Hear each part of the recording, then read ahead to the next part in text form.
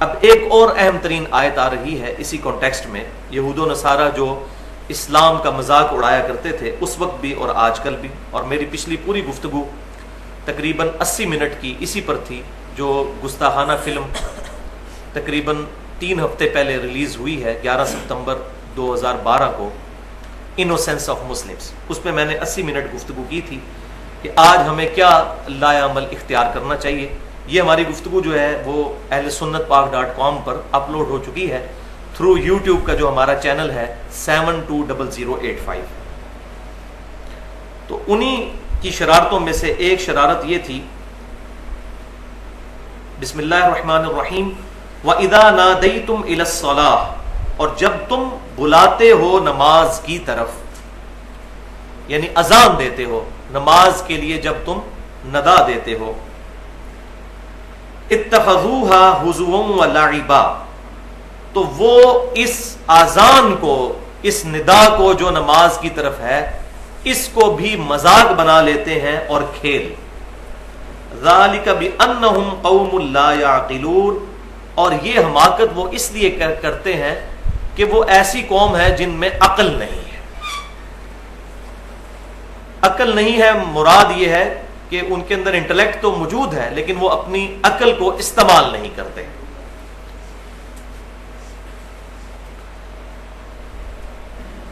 اس context میں اذان کے حوالے سے میں تھوڑی ڈیٹیل گفتگو کر لوں، پھر انشاءاللہ تعالی اس کو آگے لے کر چلیں گے. یہاں اذان کا ذکر آیا کہ جب نماز کے لیے ندا دی جاتی ہے، نماز کی طرف بلایا جاتا ہے، تو وہ اذان کا مذاق اڑاتے ہیں. اسی طریقے سے اذان کا ذکر سورہ الجمعہ میں بھی ہے کہ جب جمعے کے دن وَإِذَا نُودِيَ لِلصَّلَاةِ، جب جمعے والے دن میں یوم الجمعہ، جمعے والے دن جب ندا دی جائے اذان کے لیے، نماز کے لیے اذان دی جائے، فَاسْعَوْا إِلَىٰ ذِكْرِ اللَّهِ وَذَرُوا الْبَيْعَ، تو فوراً اللہ کے ذکر کی طرف لپکو اور تجارت کو وقتی طور پر چھوڑ دو. وہاں بھی اذان کا ذکر ہے، لیکن مزے کی بات یہ ہے کہ اذان کے کلمات قرآن پاک میں کہیں بھی مینشن نہیں ہوئے کہ کس انداز میں اذان دی جائے گی. اب اس کا واحد سورس ہمارے پاس سنت ہے، اور سنت وہ جو صحیح احادیث سے ڈرائیو ہو. لہٰذا وہ لوگ جو منکرین حدیث ہیں ان کے لیے یہ آیات بھی بہت بڑا چیلنج ہے کہ ان کے پاس کوئی ایسی چیز موجود نہیں جس کی بنیاد پر وہ یہ بتا سکیں کہ نماز کے لیے ندا کس طرح دینی ہے. منکرین حدیث کے فتنے کے اوپر میں نے 1 گھنٹہ 35 منٹ کی گفتگو کی تھی اہل سنت پاک .com پر، مسئلہ نمبر 35 کے نام سے اپلوڈ ہے. منکرین حدیث کے فتنے کا تحقیقی جائزہ. یہ ایک ایکسٹریم تھی کہ وہ لوگ جو سنت کا انکار کرتے ہیں جو صحیح احادیث سے ڈرائیو، اور دوسری ایکسٹریم ہے ضعیف الاسناد اور من گھڑت احادیث کے فتنے کا تحقیقی جائزہ، کہ ہر قسم کی حدیث کو جو اصول محدثین پر درست نہ ہو اس کو ایکسیپٹ کر کے قرآن پاک کا اور صحیح احادیث کا جنازہ نکال دیا جائے. تو یہ پینڈولم کی دوسری ایکسٹریم ہے جس کو مسئلہ نمبر 36 کے نام سے ہم نے اپلوڈ کیا ہے اہل سنت پاک .com پر، ضعیف الاسناد اور من گھڑت احادیث کے فتنے کا تحقیقی جائزہ. یہ دونوں گفتگو اپنے اعتبار سے اہم ترین ہیں. تو میں ساتھ ساتھ حوالے اس لیے دے رہا ہوں کہ ہر دفعہ گفتگو کرنا جو ہے وہ موقع اور محل اور ٹائم اتنا نہیں ہوتا، اس لیے میں نے اشارتاً بات کر دی. اب اذان کے حوالے سے 8 صحیح احادیث انشاءاللہ تعالی اس کانٹیکسٹ میں بیان کروں گا. اور آج میں جب لیکچر تیار کر رہا تھا اس وقت بھی میرے ذہن میں آیا کہ ایک تو یہ ہے کہ ہم ان آیات کو پڑھتے چلے جائیں، وہ تو ماشاءاللہ سبھی کرتے آ رہے ہیں، لیکن مسئلہ یہ ہے کہ ان آیات کی روشنی میں آج کے لوگوں میں جو اختلافات پائے جاتے ہیں ان کو پازیٹیولی فرقہ واریت کی لعنت سے بالا تر ہو کر ایڈریس کیا جائے. اسی لیے میں نے سوچا کہ اذان کے جو کچھ امپورٹنٹ مسائل ہیں یہاں پر میں بیان کر دوں. پہلی حدیث صحیح بخاری اور صحیح مسلم کی متفق علیہ حدیث ہے کہ امام کائنات سید الاولین والآخرین شفیع المذنبین رحمت للعالمین سیدنا و مولانا امام اعظم محمد رسول اللہ صلی اللہ علیہ وسلم صحابہ اکرام علیہم رضوان کو اذان کے کلمات دوہرے تعلیم فرمایا کرتے تھے. اور اقامت کے کلمات اکہرے تعلیم فرمایا کرتے تھے. وہ ڈبل ہوتے تھے، یہ سنگل. اور ساتھ ہی حدیث میں مرود ہے سوائے قد قامت الصلاۃ کے. قد قامت الصلاۃ یہ ایکسٹرا ہوتا تھا اقامت میں 2 دفعہ. دوسری حدیث صحیح مسلم میں ہے کہ آپ صلی اللہ علیہ وآلہ وسلم نے اذان کے کلمات خود تعلیم فرمائے اور کلمات بھی بتائے کہ کون کون سے ہیں. اللہ اکبر اللہ اکبر، اللہ اکبر اللہ اکبر، اشہد ان لا الہ الا اللہ، اشہد ان لا الہ الا اللہ، اشہد ان محمد رسول اللہ، اشہد ان محمد رسول اللہ، محمد در رسول اللہ. کیونکہ انا آیا ہے، انا جو ہے وہ آگے محمد دن کو 2 پیشوں کو زیر میں بدل دے گا. اشہد ان محمد در رسول اللہ، اور کلمے میں ہوتا ہے محمد الرسول اللہ. تو بیسیکلی یہ محمد دن ہی لفظ ہے، لیکن چونکہ پیچھے جو ہے وہ انا آیا ہے، یہ اس کو زیر میں کنورٹ کر دے گا. حی علی الصلاۃ، حی علی الصلاۃ، یہ آخر میں تے ہے. الصلاۃ یہ لفظ ہے لیکن وقف ہو کر ہا بن جاتا ہے.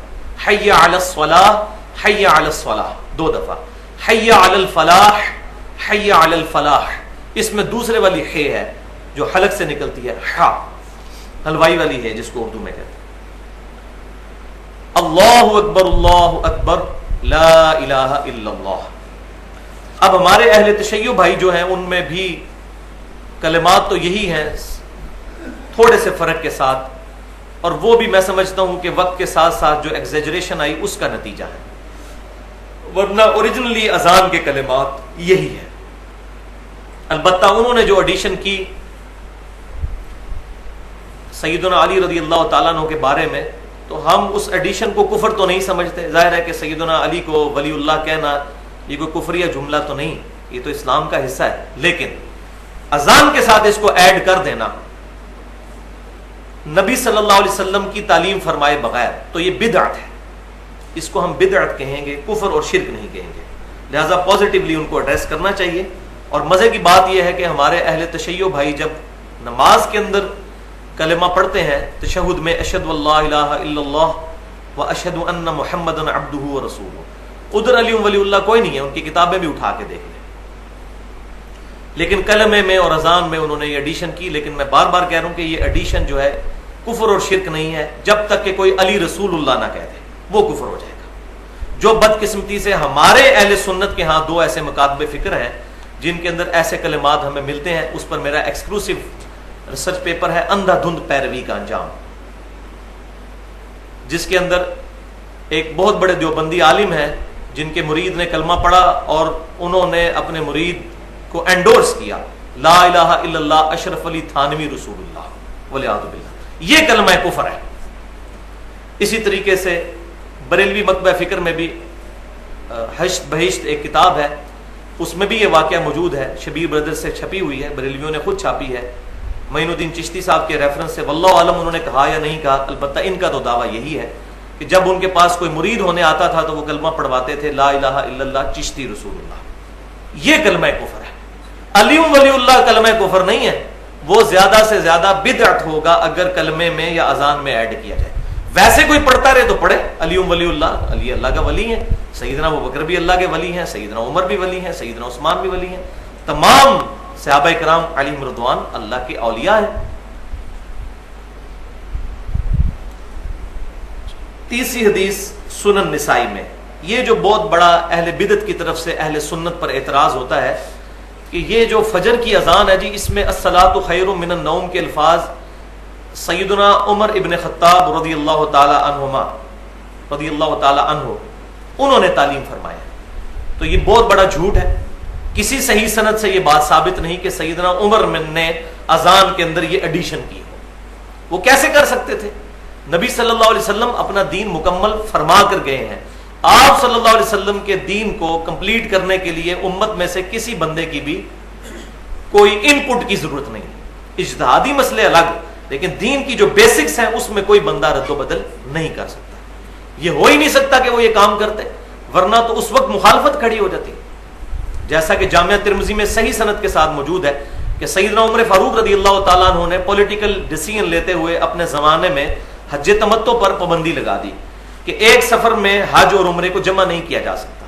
ان کی نیت پیچھے یہ تھی کہ لوگ حج کے لیے الگ سے سفر کریں, عمرے کے لیے الگ سے سفر کریں, تاکہ پورا سال خانہ کعبہ کی رونق رہے. لیکن ظاہر ہے صحابہ کرام علیہم رضوان کہاں اس طرح کے ڈیسیژن قبول کرتے تھے. اپنے بیٹے نے عبداللہ بن عمر رضی اللہ تعالیٰ عنہ, انہوں نے مخالفت کر دی. ان کے پاس کچھ لوگ آئے, انہوں نے کہا کہ آپ کے والد تو حج تمتع سے منع کرتے ہیں. تو انہوں نے بالکل کلیئر کٹ جواب دیا کہ اگر کسی معاملے میں نبی صلی اللہ علیہ وسلم اجازت مرحمت فرما دے اور میرا باپ اس کی مخالفت کرے تو بتاؤ کس کی بات مانی جائے گی. تو لوگوں نے کہا کہ رسول اللہ کی صلی اللہ علیہ وسلم.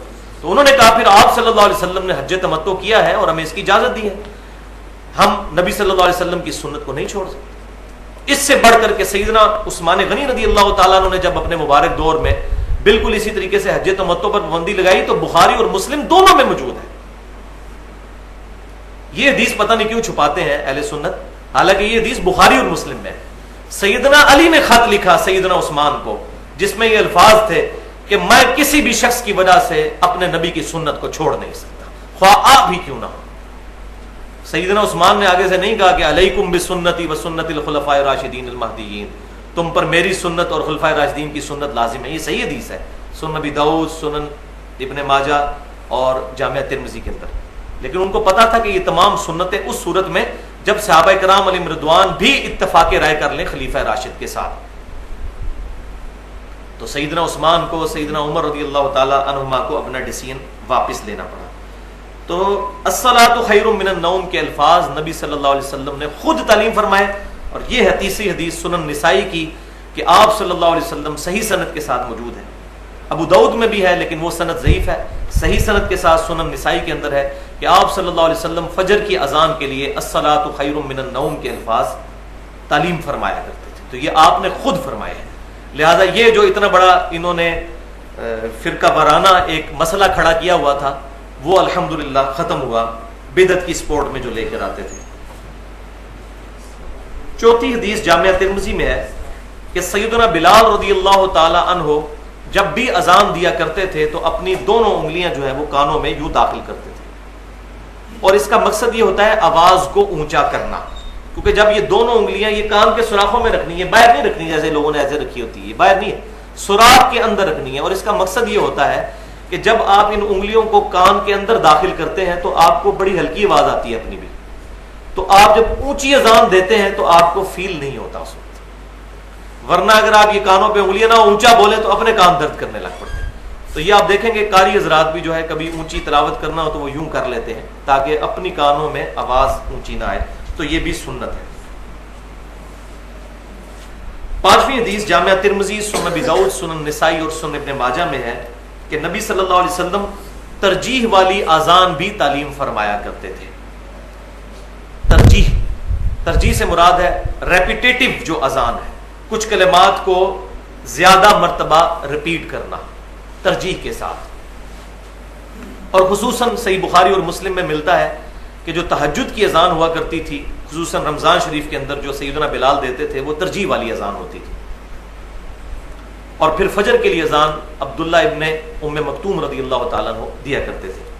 تو وہ اذان اسی سنن ابی داؤد, نسائی, ابن ماجہ اور ترمذی میں موجود ہے کہ اس میں آپ صلی اللہ علیہ وسلم اذان کے 19 کلمات تعلیم فرماتے تھے اور اقامت کے 17 کلمات.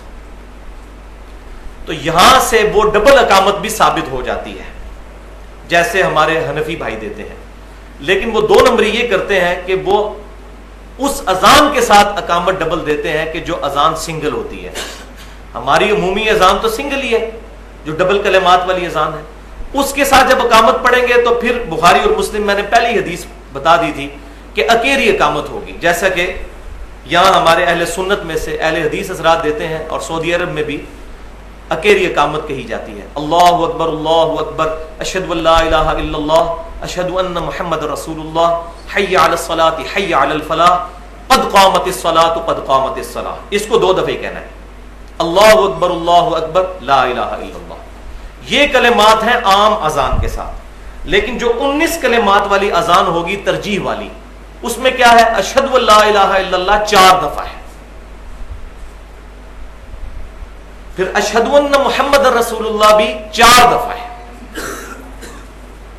تو یہ چونکہ 4 دفعہ ہے اس لیے اس کی اقامت پھر دوبارہ سے ڈبل ہو جائے گی اور اس میں وہ 17 کلمات ہوں گے. اللہ اکبر اللہ اکبر اللہ اکبر اللہ اکبر اشہد ان لا الہ الا اللہ اشہد ان لا الہ الا اللہ اشہد ان محمد رسول اللہ اشہد ان محمد رسول اللہ حی علی الصلاۃ حی علی الصلاۃ حی علی الصلاۃ حی علی الصلاۃ حی علی الفلاح حی علی الفلاح. اگر ملائیں گے الگ الگ پڑھیں گے تو حی علی الفلاح بن جائے گا. قد قامت الصلاۃ قد قامت الصلاۃ. اگر ملائیں گے الگ الگ پڑھیں گے تو قد قامت الصلاۃ قد قامت الصلاۃ. اللہ اکبر لا الہ الا اللہ. تو یہ بڑی علماء جو ہے ظاہر عوام تو بیچاری بھولی ہے. مولوی 2 نمبری کرتا ہے. وہ کہتا ہے جی دیکھیں جی سنن نسائی کے اندر جو ہے وہ ابو داؤد ابن ماجہ میں دیکھیں ڈبل اقامت موجود ہے. آپ کیوں کہتے ہو اکیلی اقامت کہنی چاہیے؟ تو اس کے ساتھ پوری حدیث نہیں پڑھتے. 2 نمبری دیکھیں بالکل اس طریقے سے جیسا کہ ہم یہاں پر ایک مردہ سنت کو زندہ کرتے ہیں تو لوگ شور مچاتے ہیں. حالانکہ اس پہ علیحدہ سے ریسرچ پیپر بھی اب لکھ دیا ہے کہ جنازے کی نماز میں ایک طرف سلام پھیرنا یہ سنت ہے. پورے سعودی عرب میں ایک طرف پھیرا جاتا ہے. میں یہ نہیں کہہ رہا کہ سعودی عرب میں جو کچھ ہوتا ہے وہ صحیح ہے, لیکن یہ کوئی نئی بات نہیں ہے, وہاں پر اس پر عمل ہو رہا ہے. صحیح سند کے ساتھ نماز جنازہ میں 2 طرف سلام پھیرنا ثابت نہیں. ایک ہی روایت ہے سنن الکبری البہیقی کے اندر, لیکن اس کے اندر حماد بن ابی سلیمان جو ہے وہ مدلس راوی ہیں اور وہ ان سے روایت کر رہے ہیں, اور مدلس کی ان والی روایت ضعیف ہوتی ہے جب تک سما کی تصریح موجود نہ ہو. یہ پیٹ رول ہے جو صحیح مسلم کے مقدمے میں موجود ہے, وہ روایت ضعیف ہے. صحیح سند کے ساتھ المصنف عبد الرزاق کے اندر, المصنف ابن ابی شیبہ کے اندر, اسی طریقے سے سنن الکبری بہیقی کے اندر, سنن دارقطنی کے اندر, تمام ان کتابوں کے اندر صحابہ تابعین تبع تابعین اور نبی صلی اللہ علیہ وسلم سے بھی مرفوع یہ موجود ہے کہ آپ صلی اللہ علیہ وسلم جنازے میں ایک طرف سلام پھیرا کرتے تھے. بلکہ شاید اس وقت میری جیب میں ہو, میں نے آج کسی بھائی کو دینی تھی یہ چیز, تو یہ میں آپ کو روایت بھی بتا دیتا ہوں. یہ جو 2 نمبری کرتے ہیں, ہاں جی, المصنف ابن ابی شیبہ میں 3 جلد میں 306 نمبر صفحے پہ ہے کہ ابراہیم نخعی رحمۃ اللہ علیہ, جو امام حنیفہ رحمۃ اللہ علیہ کے دادا استاد ہیں اور بخاری اور مسلم کے متفقن علیہ راوی ہیں, وہ فرماتے ہیں, یہ تابعی ہیں,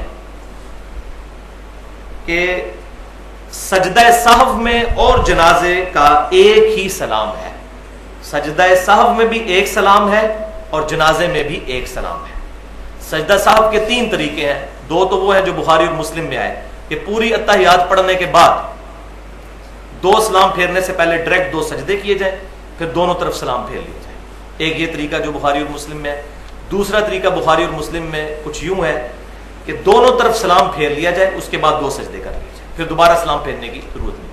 اور تیسرا طریقہ یہ ہے جو سیدنا ابراہیم نخعی رحمۃ اللہ علیہ سے ثابت ہے کہ التحیات للہ والصلوات, یہ عبدو و رسولو تک پڑھ کر ایک طرف سلام پھیرا جائے, پھر 2 سجدے کر کے پھر دوبارہ تشہد پڑھ کر دونوں طرف سلام پھیرا جائے. اس کا اشارہ صحیح مسلم میں بھی ملتا ہے دوبارہ تشہد پڑھنے کا. اب ابراہیم نخعی کی ایک ہی حدیث ہے وہ کہ صحف میں بھی ایک سلام ہے اور جنازے میں بھی ایک سلام, تو اس سے آدھی روایت تو وہ لے لیتے ہیں, آدھی چھوڑ دیتے ہیں. افتؤمنون ببعض الکتاب وتکفرون ببعض, کیا تم کتاب کے آدھے حصے پر ایمان لاتے ہو اور آدھے پر ایمان ہی نہیں لاتے؟ ایسے مولوی گھستا ہے دین کے اندر اور اپنے مطلب کی چیزیں نکال کر امت کو فتنے میں داخل کرتا ہے. لہٰذا سجدہ سہو میں بھی ایک سلام اور نماز جنازہ میں بھی دائیں طرف ایک سلام پھیرنا ہے, یہی سنت ہے.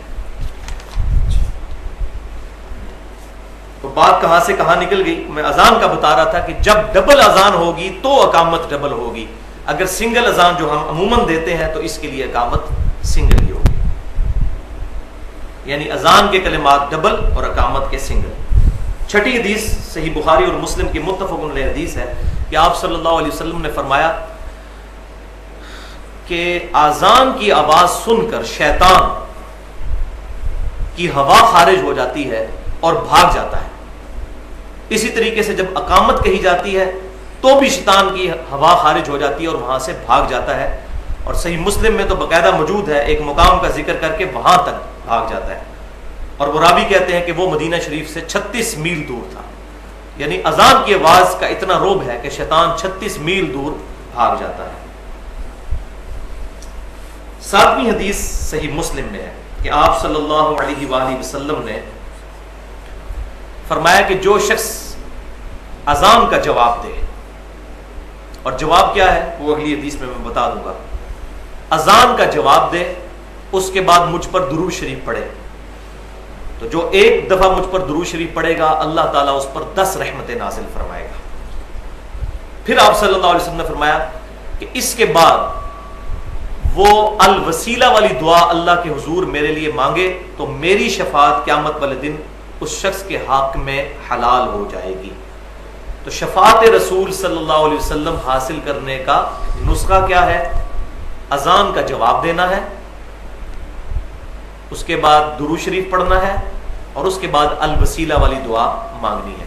دعا صحیح مسلم میں موجود نہیں، یہی حدیث مختصر الفاظ کے ساتھ صحیح بخاری میں ہے اور وہاں دعا بھی ہے۔ اللہم رب هذه الدعوة التامة والصلاة القائمة آت محمدا الوسیلة والفضیلہ وابعثه مقاما محمودا الذی وعدتہ، یہاں تک، اور انک لا تخلف المیعاد، یہ حصہ بھی سنن البہیقی الکبریٰ کے اندر صحیح سند کے ساتھ موجود ہے۔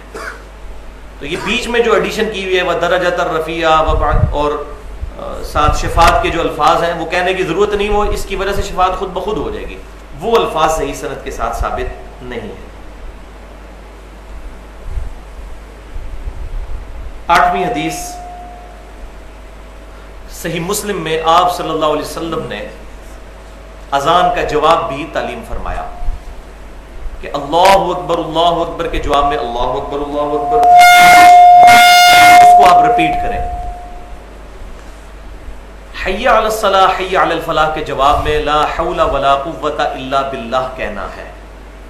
وہ کلمات بھی ریپیٹ کیے جا سکتے ہیں، دونوں حدیثیں صحیح مسلم میں موجود ہیں۔ ایک میں تو کیٹاگوریکل مینشن ہے کہ جو کچھ مؤذن کہتا ہے وہی کہو، اس کے تحت اگر کوئی اس کے جواب میں یہ کہہ لیتا ہے تب بھی ٹھیک، حی علی الصلاح حی علی الفلاح کے جواب میں وہی۔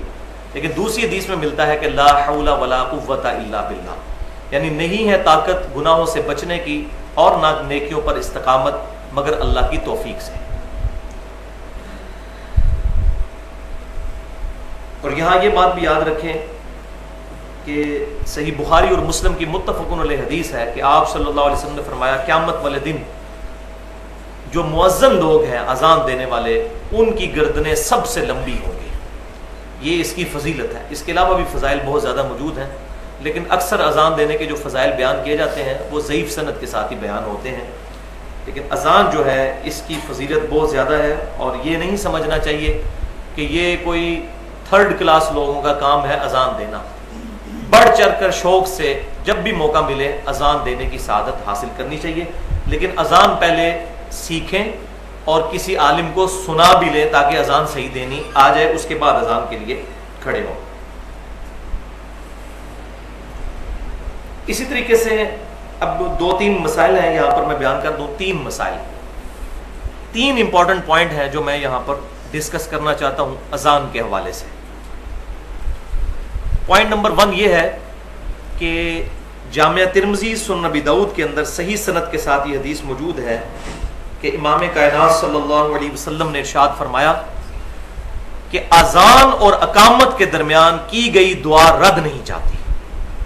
اذان اور اقامت کے درمیان جو دعا کی جاتی ہے، اس طرح باقی صحیح حدیث میں ملتا ہے فرض نماز کے فوراً بعد، لیکن یہ والا جو موقع ہے یہ زبردست موقع ہے کہ اذان اور اقامت کے درمیان دعا اللہ تبارک و تعالیٰ قبول فرماتا ہے۔ تو اگر کوئی شخص مسجد میں پہلے پہنچ جاتا ہے، تحیۃ المسجد کے نوافل پڑھتا ہے یا تحیۃ الوضو کے، اس کے بعد ابھی ٹائم باقی ہے تو اس وقت کو دعاؤں میں گزارے اور اللہ کے حضور اپنی التجا پیش کرے، یہ دعاؤں کی قبولیت کا وقت ہے۔ اور یہاں پر مجھے اب ضمناً بات یاد آ گئی، جامعہ ترمذی میں صحیح سند کے ساتھ موجود ہے کہ دعا کبھی بھی رد نہیں جاتی۔ 3 صورتیں ہی ہوتی ہیں دعا کی، یا تو اللہ تبارک و تعالیٰ جو کچھ اللہ سے مانگا وہ عطا فرما دیتا ہے، یا پھر اللہ تبارک و تعالیٰ اس دعا کے بدلے میں انسان کو اس سے بہتر چیز عطا کر دیتا ہے۔ یہ بھی ہو سکتا ہے کہ اس کی کوئی مصیبت ٹل جائے، یا وہ جو ڈیمانڈ کر رہا ہے اس سے اچھی چیز اللہ تعالیٰ اس کو عطا کرتا ہے۔ اور پھر تیسری چیز آپ صلی اللہ علیہ وسلم نے فرمائی کہ پھر یا یہ صورت ہوتی ہے کہ اس دعا کو اللہ تعالیٰ قیامت کے دن تک کے لیے محفوظ فرما دیتا ہے، پھر قیامت والے دن اس کا اجر عطا فرمائے گا۔ لہذا دعا کثرت کے ساتھ، خشوع خضوع کے ساتھ کرتے رہنا چاہیے، اور اس میں ذرا بھی سستی نہیں کرنی چاہیے۔ پوائنٹ نمبر 2، یہ بڑا راگ الاپا جاتا ہے کہ جی خصوصاً اہل سنت پر یہ الزام لگایا جاتا ہے کہ یہ جمعے کی 2 اذانیں کیوں نہیں دیتے، 1 اذان کیوں دیتے ہیں، کیونکہ باقی ہمارے جو حنفی بھائی ہیں وہ 2 اذان دیتے ہیں۔ تو یہ بات تو بالکل صحیح ہے کہ صحیح بخاری کے اندر موجود ہے، تقریباً اوپر تلے 4 احادیث صحیح بخاری میں، کتاب الجمعہ چیپٹر کے اندر، جمعے والے چیپٹر میں، کہ نبی صلی اللہ علیہ وسلم کے مبارک زمانے میں 1 اذان جمعے کی دی جاتی تھی، اور وہ اس وقت دی جاتی تھی، اسی حدیث میں موجود ہے، جب خطیب آ کر جمعے کے لیے، خطبے کے لیے ممبر پر آ کر بیٹھ جاتا تھا، اس کے بعد اذان دی جاتی تھی۔ سیدنا عمر کے زمانے میں بھی، سیدنا ابوبکر صدیق، سیدنا عمر کے زمانے میں بھی، اور سیدنا عثمان کے شروع کے زمانے میں بھی جمعے کی 1 اذان ہی دی جاتی تھی۔ لیکن ساتھ ہی پھر ان احادیث میں موجود ہے کہ سیدنا عثمان غنی رضی اللہ تعالیٰ عنہ کے مبارک دور میں کثرت کے ساتھ لوگوں کی تعداد ہو گئی، یعنی لوگ بڑھ گئے بہت زیادہ جو جمعے والے تھے مدینہ شریف میں، اور بازار بھی کافی پھیل گیا تھا۔ تو سیدنا عثمان غنی رضی اللہ تعالیٰ عنہ نے جمعے کی 2ری اذان شروع کروائی، اور ایک روایت میں ہے 3ری اذان۔ تو وہ تمام محدثین جو ہیں وہ اس پہ یونانیمسلی ایگریڈ ہیں کہ وہ 3ری اذان سے مراد ہے، پہلے ہی 2 اذانیں ہوتی تھی، 1 اذان اور 1 اقامت، کیونکہ اقامت کو بھی اذان کا ایکویلنٹ کہا جاتا ہے۔ تو ایک حدیث دوسرے کی شرح کرتی ہے، تو ساتھ وہ 2 اذانوں والی بھی ہے اور 3 اذانوں والی بھی، لیکن اس میں تمام محدثین جو ہیں وہ متفق ہیں، بریلوی، دیوبندی، اہل حدیث، تمام جب ترجمہ کرتے ہیں اس حدیث کا تو ساتھ بریکٹ میں لکھ دیتے ہیں کہ 3 سے مراد ہے 2 اذانیں اور 1 اقامت۔ میں اس لیے بتا رہا ہوں، ہو سکتا ہے آپ پڑھیں تو 3 کا ذکر ہے تو سمجھ نہ آئے اس وقت بات۔ ویسے بھی میں نے پہلے جو حدیث بیان کی کہ جب اقامت ہوتی ہے تب بھی شیطان بھاگ جاتا ہے، یہ بھی اذان کا ایکویلنٹ ہوتا ہے۔ تو سیدنا عثمان غنی رضی اللہ تعالیٰ عنہ نے اذان شروع کروائی، اور یہ بخاری کے الفاظ موجود ہیں کہ اذان شروع کروائی اور بازار میں اذان شروع کروائی 2ری، تاکہ بازار والے لوگوں کو پتہ چل جائے کہ مسجد میں خطیب جو ہے ممبر پر آ کر بیٹھ گیا ہے۔ آج کل والا حساب تو نہیں تھا نا کہ اسپیکر سے آواز پہنچ جاتی تھی، ایسے تو ہوتا ہی نہیں تھا۔ تو وہ 2ری اذان جو تھی، 2ری اذان سے مراد نہیں کہ پہلے 1 ہوئی پھر 2ری، یہ پیرلل میں 2 اذانیں ہوتی تھی، مسجد میں 1 ہی اذان ہوتی تھی۔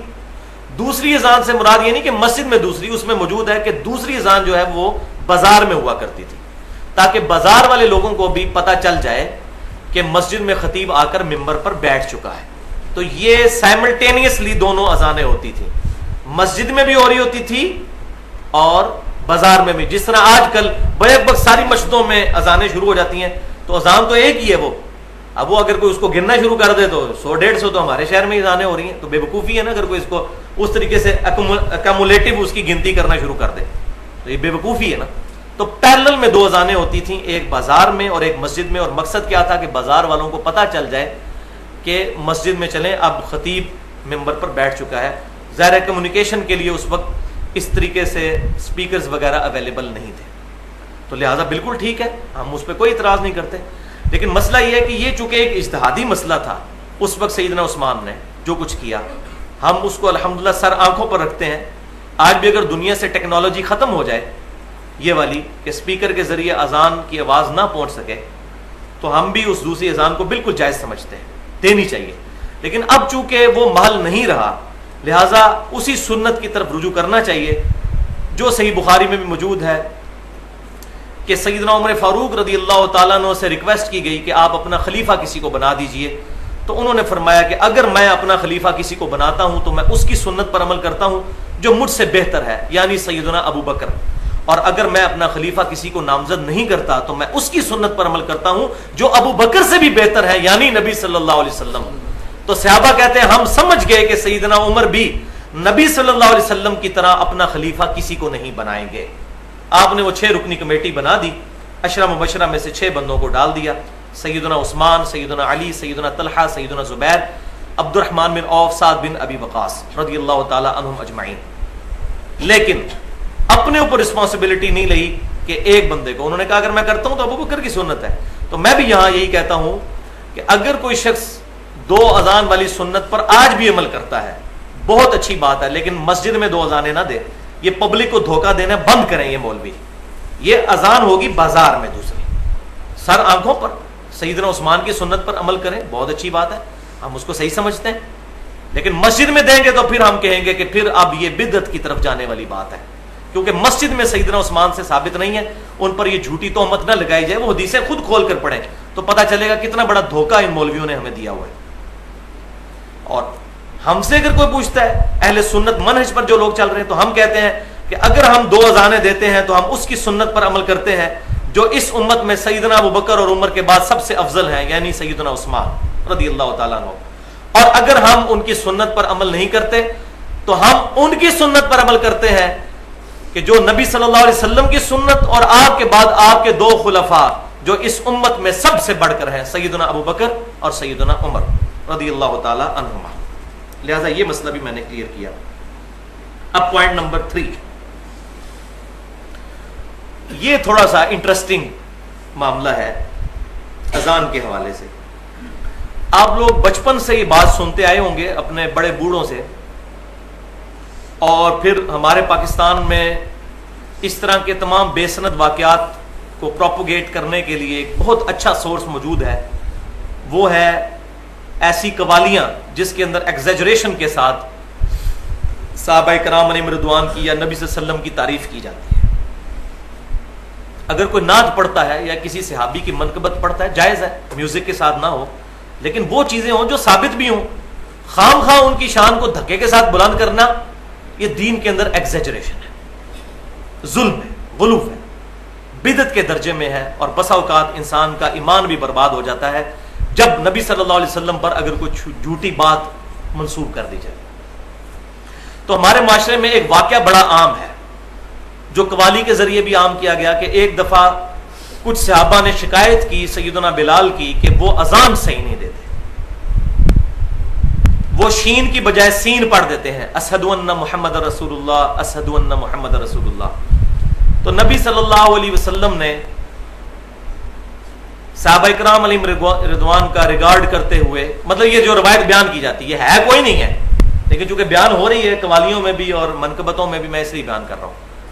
تو نبی صلی اللہ علیہ وسلم نے کہا کہ سیدنا بلال اذان نہیں دیں گے. انہوں نے اذان نہیں دی. اذان نہیں دی تو سورج ہی طلوع نہیں ہوا جو صبح کے وقت پو پھوٹتی ہے فجر کے لیے. کیونکہ وہ تہجد کی، یہ بڑے ہے سمجھدار ہیں، ان کو پتہ ہے. کوئی پوچھے کہ فجر کی اذان تو ویسے ہی پو پھوٹنے کے بعد ہوتی ہے، تو وہ اذان چونکہ سیدنا بلال تو تہجد کی اذان دیا کرتے تھے، وہ پو پھوٹنے سے پہلے ہوتی تھی. لہٰذا یہ میں ٹیکنیکل پوائنٹ بتا دوں آپ کو، یہ نہ ہو آپ ہاتھ ڈال بیٹھے اور آگے سے وہ علمی طریقے پہ آپ کو خاموش کروا دیں. فجر کی اذان تو عبداللہ بن ام مکتوم دیا کرتے تھے، بخاری اور مسلم میں موجود ہے، کیونکہ وہ نابینا صحابی تھے. ان کو اگر کوئی بتاتا تھا کہ فجر کا جو وقت شروع ہو چکا ہے، صبح صادق، جو صبح جو ہے وہ فجر کے وقت جو ہے وہ پو پھوٹتی ہے مشرق کی طرف سے، تب وہ اذان دیتے تھے. تو سیدنا بلال کی اذان بخاری مسلم میں آتا ہے کہ وہ لوگوں کو جگانے کے لیے ہوتی تھی تاکہ لوگ سحری کر لیں. تو سیدنا بلال نے اذان نہیں دی تو اس دن ختم سحری نہیں ہوا، یعنی صبح صادق ہی نہیں ہوئی، فجر کا وقت ہی نہیں شروع ہوا. بڑے لوگ پریشان ہوئے کہ یہ مسئلہ کیا ہوا ہے.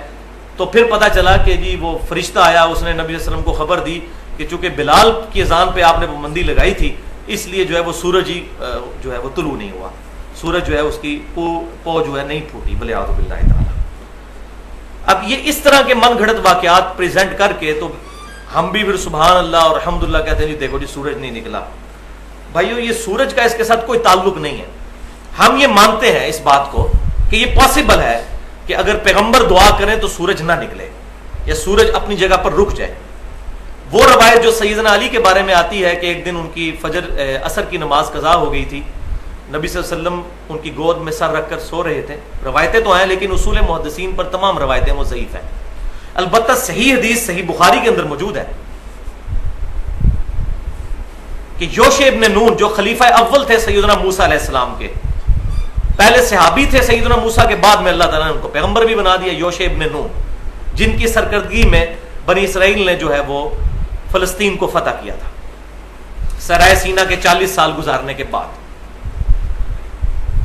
تو جمعے کا دن تھا اور جنگ جو ہے وہ اپنے عروج پر تھی اور مسلمانوں کے لیے فتح بالکل قریب آ چکی تھی بنی اسرائیل کے لیے. لیکن سورج غروب ہونے کا وقت قریب تھا. اب سورج جب غروب ہو جاتا تو ہفتے کا دن شروع ہو جاتا ہے, کیونکہ اسلامی کیلنڈر جو ہے وہ تو مغرب کے ساتھ شروع ہوتا ہے. اور ہفتے والے دن یہودیوں کے لیے, بنی اسرائیل کے لیے, اس وقت کے جو مسلمان تھے, یہودی اس وقت کے مسلمان تھے, اب چونکہ انہوں نے ہمارے امام کا انکار کیا ہے صلی اللہ علیہ وسلم, اس لیے وہ کافر ہوئے ہیں. ادروائز آج بھی اگر وہ آپ صلی اللہ علیہ وسلم کی تصدیق کر دیں تو ہمارے بھائی ہیں. تو اس وقت تو ظاہر ہے کہ وہ وقت کے پیغمبر کو ماننے والے تھے تو مسلمان تھے.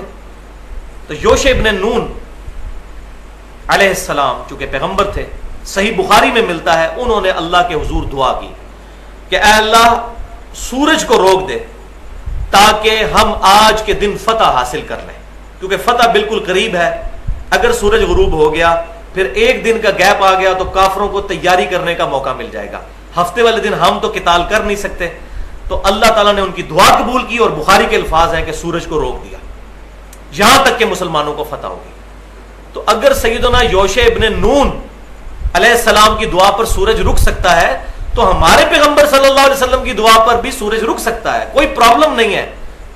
جو چیز صحیح سند سے ثابت ہوگی ہم مانیں گے. چاند 2 ٹکڑے ہوا, بخاری اور مسلم کی متفق علیہ حدیث ہے, ہم مانتے ہیں کہ آپ صلی اللہ علیہ وسلم کی مبارک انگلی کے اشارے سے آپ صلی اللہ علیہ وسلم نے دعا فرمائی تو چاند 2 ٹکڑے ہوا. یہ معجزہ آپ کا ظاہر ہوا اور اس کا اشارتاً ذکر سورۃ القمر کے اندر موجود ہے. تو لیکن بات صحیح سند سے ثابت ہونی چاہیے. تو سیدنا بلال کا یہ واقعہ صحیح سند سے ثابت ہی نہیں ہے. صحیح سند سے جو چیز ثابت ہے وہ بالکل اس کے الٹ ہے, اور وہ ہے صحیح مسلم میں. کوئی عام کتاب نہیں, صحیح مسلم کے اندر کہ غزوہ خیبر سے واپسی پر رات کا کافی حصہ بیت گیا. آپ صلی اللہ علیہ وسلم کی اپنی پرسنل اوپینین یہی تھی کہ فجر کی نماز پڑھ کر سویا جائے, لیکن صحابہ کرام علیہم رضوان کا ارادہ اس طرف تھا کہ یا رسول اللہ صلی اللہ علیہ وسلم تھوڑی دیر آرام کر لیتے ہیں پھر صبح اٹھ کے نماز فجر کی پڑھ لیں گے. تو آپ صلی اللہ علیہ وسلم نے ان کا ریگارڈ فرماتے ہوئے سیدنا بلال کی ڈیوٹی لگائی. کس کی ڈیوٹی؟ سیدنا بلال کی. شکر ہے انہی کی ڈیوٹی لگی ہوئی تھی تاکہ اگلا مسئلہ تو کلیئر ہو جائے جو جھوٹی باتیں منسوب کی ہوئی ہیں. سیدنا بلال رضی اللہ تعالیٰ, ظاہر ان کی ڈیوٹی لگنی تھی کیونکہ وہ مؤذن رسول تھے صلی اللہ علیہ وسلم رضی اللہ تعالیٰ عنہ. ان کی ڈیوٹی لگائی کہ آپ رات کو جاگتے رہیں اور جیسے ہی فجر کی پو پھوٹے تو آپ اذان دیں اور ہم سب کو جگائیے نماز کے لیے. تو سیدنا بلال جو ہے وہ مشرق کی طرف جہاں سے سورج طلوع ہوتا ہے اس کی طرف سواری کر کے اپنی سواری پر بیٹھ گئے. اب اللہ کا کرنا ایسا ہوا, اللہ کرنا اس اعتبار سے کہ آزمائش آئی مسلمانوں پر کہ سیدنا بلال جو ہے وہ قرآن پاک پڑھتے پڑھتے ہلکی سی انہوں نے سواری پر ٹیک لگائی تو سو گئے. صحیح مسلم کے الفاظ یہ ہیں کہ سب سے پہلے نبی صلی اللہ علیہ وسلم بیدار ہوئے, پھر آپ صلی اللہ علیہ وسلم نے باقی صحابہ کو اٹھایا. اور بیدار کس وقت ہوئے؟ جب سورج اچھا خاصا بلند ہو چکا تھا, یعنی دوحہ کے وقت میں, اشراق کے وقت میں, چاش کے وقت میں آپ صلی اللہ علیہ وسلم کی آنکھ کھلی. پھر آپ صلی اللہ علیہ وسلم نے سیدنا بلال کو حکم دیا کہ اذان کہیں. پھر آپ صلی اللہ علیہ وسلم نے سورج نکلی ہوئی حالت میں فجر کی نماز جماعت کے ساتھ پڑھائی. پھر آپ صلی اللہ علیہ وسلم نے ارشاد فرمایا کہ اگر تمہارے ساتھ ایسا معاملہ ہو جائے کہ سونے کی وجہ سے یا کسی اور وجہ سے نماز چھوٹ جائے تو جب یاد آ جائے اس وقت نماز پڑھ لو, وہی اس نماز کا وقت ہے. لیکن یہ عادی لوگوں کے لیے نہیں ہے جو روزانہ رات کو لیٹ سوتے ہیں اور پھر فجر کے وقت اٹھتے نہیں, ان کے لیے نہیں ہے مسئلہ. کیونکہ ان کے لیے ہوتا تو پھر تو صحابہ کی بھی روٹین یہی ہوتی کہ وہ اشراق کے وقت میں فجر پڑھ رہے ہوتے. اور باقی کتابوں میں بڑی ڈیٹیل کے ساتھ ملتا ہے کہ صحابہ کرام بڑے پریشان ہوئے اور بڑے دکھی ہوئے کہ ہماری نماز قضا ہوئی ہے. تو پھر آپ صلی اللہ علیہ وسلم نے فرمایا, الموطا امام مالک میں بھی ملتا ہے اور باقی کتابوں میں بھی, کہ آپ صلی اللہ علیہ وسلم نے پھر صحابہ کو تسلی دی اور فرمایا کہ جو کچھ ہوا یہ شیطان کی طرف سے ہوا. شیطان آ کر انسان کو تھپکی دے کر سلا دیتا ہے اور پھر انسان کے اوپر سستی طاری ہو جاتی. لیکن یہ معاملہ آپ صلی اللہ علیہ وسلم کے ساتھ نہیں تھا. آپ صلی اللہ علیہ وسلم کا تو دل بھی جاگتا ہے. بخاری اور مسلم کی متفق علیہ حدیث ہے کہ ہم انبیاء کی صرف آنکھیں سوتی ہیں, دل جاگتا رہتا ہے. لیکن وہ جو معاملہ آپ صلی اللہ علیہ وسلم کے ساتھ ایسا ہوا یہ اللہ تعالیٰ کی طرف سے ہوا.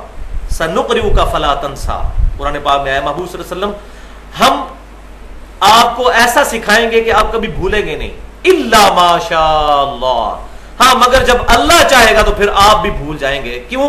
تاکہ امت سیکھے. جیسے بخاری اور مسلم میں آتا ہے کہ ایک دفعہ آپ حالت جنابت میں مسجد میں آ گئے، غسل کرنا آپ کو یاد نہیں رہا، مسجد میں آئے، پھر فوراً واپس گئے، اور صحابہ کرام کہتے ہیں کہ آپ صلی اللہ علیہ وسلم کے مبارک بالوں سے جو ہے وہ پانی کے قطرے ٹپک رہے تھے. اس سے بال لوگ نکالتے ہیں کہ شاید آپ ننگے سر تھے تو بالوں سے، آپ کی تو زلفیں تھی بھائی، زلفوں سے پانی یہاں سے ٹپکتا ہے، اس کے لیے ننگے سر ہونا ضروری نہیں ہے، سر پر پگڑی ہوتی تھی آپ صلی اللہ علیہ وسلم کی، تو آپ کی زلفوں سے پانی کے قطرے ٹپک رہے تھے. تو پھر آپ صلی اللہ علیہ وسلم نے فرمایا کہ مجھ پر غسل فرض تھا ازدواجی تعلق اپنی بیوی کے ساتھ قائم کرنے کی وجہ سے، تو مجھے یاد نہیں رہا. تو آپ صلی اللہ علیہ وسلم کے ساتھ اس طرح. اسی طریقے سے نماز میں بھی بخاری مسلم میں آتا ہے کہ کئی دفعہ ایسا ہوا کہ آپ کو سہو ہوا، پھر آپ نے سجدہ سہو کیا تاکہ امت کو سکھایا جائے. تو یہ معاملہ بھی جو کچھ ہوا، نبی پر معاذ اللہ غفلت طاری نہیں ہوتی، نہ شیطان کا غلبہ ہوتا ہے. صحیح مسلم میں حدیث ہے کہ ہر شخص کے ساتھ ایک فرشتہ اور ایک شیطان ہے اٹیچ. تو ایک صحابی نے جرت کر کے پوچھا یا رسول اللہ آپ کے ساتھ بھی؟ فرمایا ہاں میرے ساتھ بھی، لیکن اللہ نے مجھے اس پر غلبہ دیا، وہ مسلمان ہو گیا، اب وہ بھی مجھے نیکی کی طرف ہی راغب کرتا ہے. تو سوائے آپ صلی اللہ علیہ وسلم کے کوئی شخص بھی شیطان سے محفوظ نہیں ہے، چاہے بڑے سے بڑا صحابی ہو، بڑے سے بڑا تابعی ہو، بڑے سے بڑا کوئی بزرگ. اسی لیے ہم کہتے ہیں کہ امام اس کو مانو ما ضل صاحبکم وما غوا، تمہارے نبی نہ کبھی بہکے ہیں نہ کبھی بہرا چلے ہیں. جس سے غلطی ہو سکتی ہے اس کو اپنا امام نہ بناؤ، اس کو اپنا امام بناؤ جس سے غلطی ہو ہی نہیں سکتی، جس کی گارنٹی خود اللہ تعالیٰ نے سورہ النجم میں دے دی، پارہ نمبر 27 میں. ما ضل صاحبکم وما غوا، نہ تمہارے نبی کبھی بہکے ہیں اور نہ کبھی بہرا چلے ہیں. الحمدللہ. تو اس واقعے سے بھی پتا چلا کہ سیدنا بلال جن کی ڈیوٹی لگی ہوئی تھی، اس دن تو بڑا ان کی عزت بےزتی کا معاملہ تھا، کیونکہ ان کی ڈیوٹی لگی ہوئی تھی. تو اس دن تو سورج پھر نہیں پو پھوٹنی چاہیے تھی، وہ تو ایسا پو پھوٹی کہ اشراق کا وقت آ گیا. اور یہ واقعہ بھی صحیح. اب آپ کمپیئر کر لیں. اسی لیے تو بھائی ہم رونا روتے ہیں کہ بخاری اور مسلم یہ ٹچ سٹون ہے حدیث کے، اس پر امت کا اجماع ہے. حجت اللہ البالغہ میں شاہ ولی اللہ دہلوی رحمہ اللہ نے نقل کیا ہے کہ اس پر امت کا اجماع ہے کہ بخاری اور مسلم کی تمام متصل الاسناد مرفوع احادیث قطعی الصحت ہے. تو بخاری اور مسلم کی احادیث بالکل کچھ اور بات کر رہی ہیں، اور باقی یہ قصہ کہانیاں کسی اور طرف ہماری رہنمائی کرتی ہیں، بلکہ رہنمائی کیا غلط عقائد اور نظریات کی طرف ہمیں پروپیگیٹ کرواتی ہیں. الحمدللہ پچھلی دفعہ سورۃ المائدہ کی آیت نمبر 58 کے کانٹیکسٹ میں میں نے تقریباً 45 منٹ اذان اور اقامت سے متعلق ڈیٹیلڈ گفتگو کی تھی. آج انشاءاللہ تعالی پچھلے ہی درس سے ریلیٹڈ 5 وضاحتیں ہوں گی انشاءاللہ، اور پھر ساتھ 12 اختلافی مسائل جو آج کل مسلمانوں کو درپیش ہیں اذان اور اقامت کے حوالے سے، ان کو فرقہ واریت سے بالا تر ہو کر کتاب و سنت اور اجماع کی روشنی میں بیان کیا جائے گا. اور پھر انشاءاللہ تعالی ہماری یہ آج کی گفتگو یعنی تقریباً 1 گھنٹے کی اور پچھلی ملا کے ٹوٹل 100 منٹ کی گفتگو مسئلہ نمبر 50 کے نام سے اہل سنت پاک.com پر اپلوڈ بھی ہو جائے گی، اذان اور اقامت کے صحیح احکام اور مسائل کے نام سے انشاءاللہ تعالی. تو پہلے ان 5 وضاحتوں کی طرف آتے ہیں پچھلے درس سے ریلیٹڈ. پہلی وضاحت یہ کہ میں نے بتایا تھا کہ اذان کے الفاظ امام کائنات سید الاولین والآخرین شفیع المذنبین رحمت للعالمین سیدنا و مولانا امام اعظم محمد رسول اللہ صلی اللہ علیہ وسلم نے خود تعلیم فرمائے تھے. حتیٰ کہ الصلاۃ خیر من النوم، جس کے بارے میں مسکنسیپشن پائی جاتی ہے ہمارے معاشرے میں کہ شاید یہ سیدنا عمر نے شروع کیے تھے، وہ بھی آپ صلی اللہ علیہ وسلم نے ہی تعلیم فرمائے، جس کا حوالہ میں نے پچھلی دفعہ دیا تھا سنن نسائی سے. تو اسی کانٹیکسٹ میں ایک چیز سکپ ہو گئی تھی. ظاہر ہے اس وقت تو ارادہ نہیں تھا کہ اتنی ڈیٹیل میں بات کی جائے، لیکن چونکہ لیکچر کا جب فیڈ بیک سامنے آتا ہے تو پھر اس کی کلیریفیکیشن بڑی ضروری ہوتی ہے. اور اب جو ہے وہ ویڈیو کا دور ہے، مستقبل کا دور، لوگوں کے پاس کتابیں پڑھنے کا ٹائم نہیں. تو میں یہ چاہ رہا ہوں جس طریقے سے باقی اختلافی مسائل تقریباً 49 کے قریب ریکارڈ ہو چکے ہیں، تو یہ مسئلہ بھی ریکارڈنگ میں آ جائے پازیٹیو انداز میں. تو صحیح بخاری اور مسلم کی متفقن علیہ حدیث ہے کہ آپ صلی اللہ علیہ وسلم جب مدینہ شریف ہجرت کر کے گئے، مسلمانوں پر نماز فرض ہوئی، تو مسلمانوں کے درمیان ڈسکشن شروع ہو گئی کہ مسلمانوں کو نماز کے لیے کس طریقے سے ندا دی جائے۔ تو اس میں مختلف سجیشن سامنے آئی۔ کچھ لوگوں نے کہا کہ ناقوس بجا کر نماز کے لیے متوجہ مسلمانوں کو کیا جائے، تو آپ صلی اللہ علیہ وسلم نے فرمایا کہ یہ تو نصارہ یعنی عیسائیوں کا طریقہ ہے۔ پھر کچھ اصحاب نے کہا کہ بغل بجایا جائے، تو آپ صلی اللہ علیہ وسلم نے فرمایا کہ یہ یہودیوں کا طریقہ ہے۔ پھر کچھ نے کہا کہ اونچی جگہ پر آگ روشن کر کے صحابہ کرام علیہم رضوان کو مطلع کیا جائے نماز سے متعلق، تو آپ صلی اللہ علیہ وسلم نے فرمایا یہ مجوسیوں کا طریقہ ہے۔ پھر آپ صلی اللہ علیہ وسلم نے اذان کے الفاظ تعلیم فرمائے۔ ایک دوسری روایت میں آتا ہے کہ ایک صحابی کو خواب کے ذریعے یہ کلمات بتائے گئے، تو آپ صلی اللہ علیہ وسلم نے ان کو انڈورس فرمایا، اس کی توثیق فرما دی۔ لہذا اذان جو ہے یہ اب شعائر اسلام میں سے ہے، اسلام کی نشانیوں میں سے ایک نشانی ہے اذان۔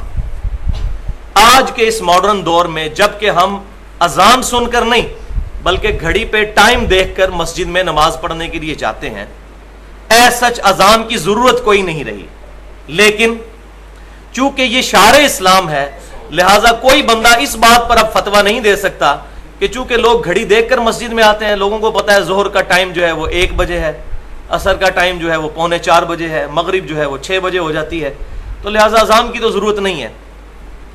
تو یہ شعائر اسلام ہے، اس کو اب کوئی چینج نہیں کر سکتا، یہ اسی طریقے سے چلتا رہے گا۔ ہاں اس کے لیے جو ہم ہیلپ لیتے ہیں وہ ماڈرن دور کے اعتبار سے لیتے چلے جائیں گے، جیسے نماز کے ٹائم کو فکس کرنا، ظاہر ہے صحابہ کرام کے زمانے میں تو یہ نہیں تھی چیز، لیکن بعد میں الحمدللہ امت نے اس پر اجماع کیا ہے کہ اذان کے بعد نماز کے ٹائم کو کسی خاص ٹائم پر فکس کر لیا جائے، یہ کوئی بدعت نہیں ہے، اس پہ امت نے اجماع کیا ہے۔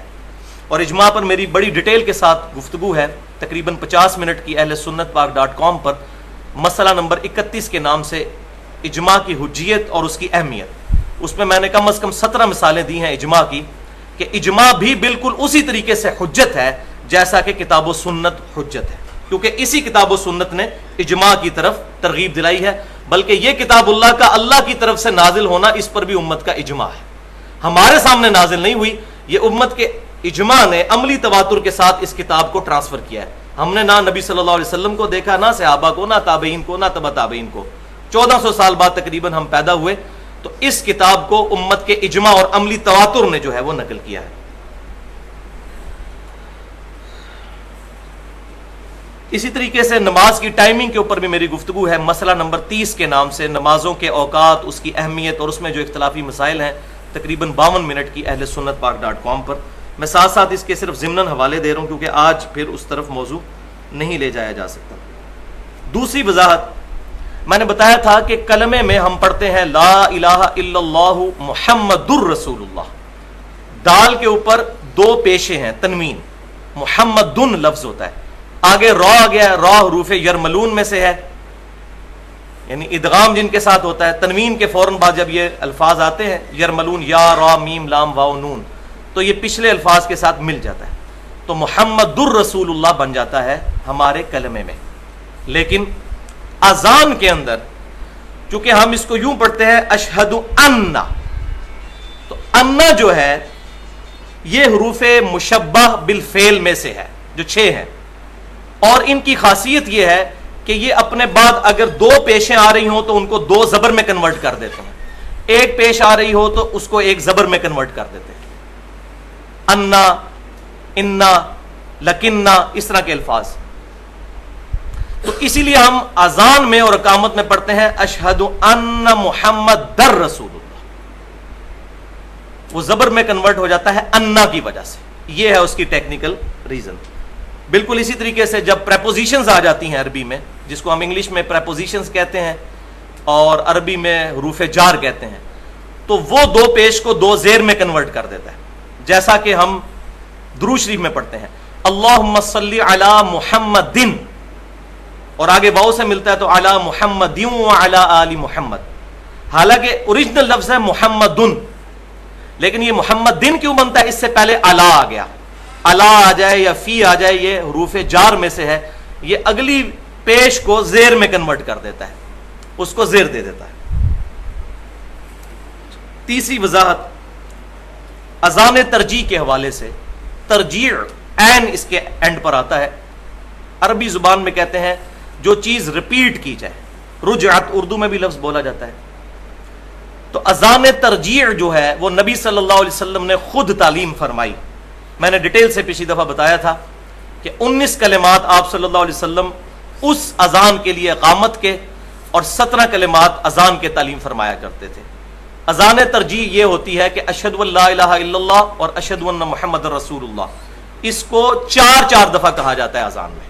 اس کے لیے جب اقامت ہوگی تو وہ ڈبل ہوگی، لیکن میں نے پچھلی دفعہ طریقہ اس کا نہیں بتایا تھا، تو طریقہ بھی سن لیں، صحیح مسلم میں موجود ہے۔ آپ صلی اللہ علیہ وسلم نے خود تعلیم فرمایا کہ اذان جب شروع کی جائے تو اشہد ان لا الہ الا اللہ، اشہد ان لا الہ الا اللہ، اشہد ان محمد رسول اللہ، اشہد ان محمد رسول اللہ، اس کے بعد پھر واپس آئیں اشہد ان لا الہ الا اللہ، اور بلند آواز سے پھر یہ 4 کلمات کو ریپیٹ کیا جائے۔ یہ ہے اذان ترجیح، یعنی ریپیٹیشن والی اذان۔ چوتھی وضاحت، اذان کا جواب، اس کے بارے میں نے بتایا تھا کہ 2 حدیثیں ملتی ہیں صحیح مسلم میں۔ ایک میں تو یہ ہے کہ جو مؤذن کہتا ہے اسی کو ریپیٹ کیا جائے، اس میں حی علی الصلاح حی علی الفلاح پر بھی یہی الفاظ ریپیٹ کیے جائیں، اور دوسری صحیح مسلم کی روایت میں ملتا ہے کہ ان کلمات کے جواب میں لا حول ولا قوت الا باللہ کہا جائے۔ لہذا یہ دونوں درست ہیں طریقے۔ اس میں ایک وضاحت رہ گئی تھی کہ الصلاۃ خیر من النوم کے جواب میں کیا کہا جائے، تو وہ بھی جنرل ہی ہے کہ آپ صلی اللہ علیہ وسلم نے فرمایا جو کچھ مؤذن کہتا ہے وہی کچھ تم کہو، وہ آگے میں بتا بھی دوں گا اس کے فضائل میں۔ تو الصلاۃ خیر من النوم جب مؤذن کہے گا تو ہم نے بھی یہی کہنا ہے۔ ایک روایت جو ہے وہ زبان زد عام ہے کہ اس کے جواب میں کہا جائے صدقتا و بررتا، لیکن وہ روایت کسی بھی اصول محدثین پر ثابت نہیں، اور نہ ہماری کسی میجر بک کے اندر وہ موجود ہے۔ اسی طریقے سے سنن ابی داؤد میں ایک روایت ہے جس میں ایک مجہول راوی ہے، اور وہ روایت بھی ضعیف ہے۔ وہ یہ ہے کہ قد قامت الصلاۃ کے جواب میں اقامہ اللہ و ادامہا کہا جائے، تو وہ روایت بھی اصول محدثین پر ضعیف ہے، لہذا اقامت کا جواب جو ہے وہ ثابت کوئی نہیں ہے۔ اقامہ اللہ و ادامہا، جب حدیث کی صحت ہی صحیح نہیں ہوگی تو ظاہر ہے کہ وہ قابل حجت نہیں رہے گی۔ حدیث کی سند، حدیث تو ٹھیک ہوتی ہے، سند بھی درست ہوگی تب حدیث ثابت ہوگی۔ اور اسی پہ میری ایکسکلوسیو گفتگو ہے، مسئلہ نمبر 36 کے نام سے 1 گھنٹہ اور 25 منٹ کی گفتگو ہے، ضعیف الاسناد اور من گھڑت احادیث کے فتنے کا تحقیقی جائزہ۔ وہ الحمدللہ اہل سنت پاک .com پر رکھی ہوئی ہے، اس میں نے اس کو ڈیٹیل سے صحیح مسلم کے مقدمے کی روشنی میں بیان کیا ہے کہ ضعیف احادیث اور من گھڑت احادیث کا فتنہ کس طریقے سے امت میں آیا، اور اس کی وجہ سے امت میں کیسے فرقہ واریت پھیل گئی، اور اگر ہم ان روایتوں کو مان لیں تو بعض اوقات ہمیں اپنے ایمان سے ہی ہاتھ دھونا پڑے گا۔ اس میں نے 5 مثالیں ایسی بیان کی ہیں اہل سنت کی کتابوں میں سے، اگر ان کو ہم درست مان لیں صرف اس بنیاد پر کہ چونکہ کتاب میں آ گئی تو ہمارا ایمان ہی برباد ہو جائے۔ وَلِعَوْذُ بِاللَّهِ تَعَالَى۔ 5ویں وضاحت وہ ہے صحیح بخاری اور صحیح مسلم کے ریفرنس سے میں نے ایک حدیث بتائی تھی جس کی ڈیٹیل تو آتی ہے صحیح مسلم میں، کہ آپ صلی اللہ علیہ وسلم نے فرمایا جس شخص نے اذان کا جواب دیا، یعنی وہی کلمات ریپیٹ کیے، حی علی الصلاح حی علی الفلاح پر وہی کلمات بھی کہہ سکتے ہیں، اور لا حول ولا قوت الا باللہ، اور دونوں کہہ لیں تب بھی ٹھیک ہے۔ اس کے بعد اس نے درود شریف پڑھا، اور پھر میرے لیے اللہ کے حضور الوسیلہ کی دعا مانگی، تو قیامت والے دن میری شفاعت اس کے لیے حلال ہو جائے گی۔ یہ ہے شفاعت رسول صلی اللہ علیہ وآلہ وسلم حاصل کرنے کا نسخہ۔ 3 اعمال کرنے ہیں، اذان کا جواب دینا ہے، درود شریف پڑھنا ہے، اور الوسیلہ والی دعا مانگنی ہے۔ وہ صحیح مسلم میں تو نہیں، البتہ وہ صحیح بخاری میں ہے، میں نے پچھلی دفعہ وہ دعا بھی پڑھ کر بتائی تھی۔ 2 مزید فضائل اور ہیں جو میں چاہ رہا ہوں کہ ہمارے اس گفتگو کے اندر شامل ہو جائیں۔ ایک یہ کہ صحیح مسلم میں ہی ہے کہ جس شخص نے صدق دل کے ساتھ اذان کا جواب دیا، صدق دل کے ساتھ مراد کیا کہ وہی جو کلمات مؤذن کہہ رہا ہے اس کو دل کے ساتھ انڈورس کیا کہ اللہ اکبر، واقعی بڑائی اللہ کے لیے. اسی طریقے سے اشہد ان لا الہ الا اللہ، اشہد ان محمد رسول اللہ، دل نے بھی گواہی دی کہ میں جو کچھ کہہ رہا ہوں اس پر میرا ایمان پختہ ہے، کنوکشن والا میرا ایمان ہے. تو آپ صلی اللہ علیہ وسلم کے صحیح مسلم میں الفاظ ہیں جس نے صدق دل سے اذان کا جواب دیا تو وہ جنت میں داخل ہوگا الحمدللہ. لیکن اذان کے دو جواب ہیں، ایک تو یہ جواب ہے کہ وہ کلمات ریپیٹ کرنے ہیں، اور ایک ہے اذان کا پریکٹیکل جواب کہ مسجد میں نماز کے لیے جانا ہے. کیونکہ صحیح بخاری اور مسلم کی متفق علیہ حدیث ہے، اور سنن نسائی میں اس کی ڈیٹیل بھی ملتی ہے کہ یہ پرٹیکولر فجر کی نماز کے بارے میں آپ صلی اللہ علیہ وسلم نے فرمایا. کچھ صحابہ غائب تھے تو آپ صلی اللہ علیہ وسلم نے فرمایا، بخاری اور مسلم کی متفق علیہ حدیث، کہ میرا دل کرتا ہے کہ میں اپنی جگہ کسی اور کو امام مقرر کروں اور ان لوگوں کے گھروں کو آگ لگا دوں جو کہ مسجد میں جماعت کے ساتھ نماز نہیں پڑھتے، اگر مجھے بچوں اور عورتوں کا خیال نہ ہو. وَلِعَاذُ بِاللَّهِ تَعَالَى. رحمت للعالمین کا گاڑا فتویٰ جو ساری کائنات کے لیے رحمت ہے، لیکن ایز فار ایز حقوق اللہ از کنسرنڈ، پروفٹ صلی اللہ علیہ وسلم کوئی کمپرومائز نہیں کرتے تھے.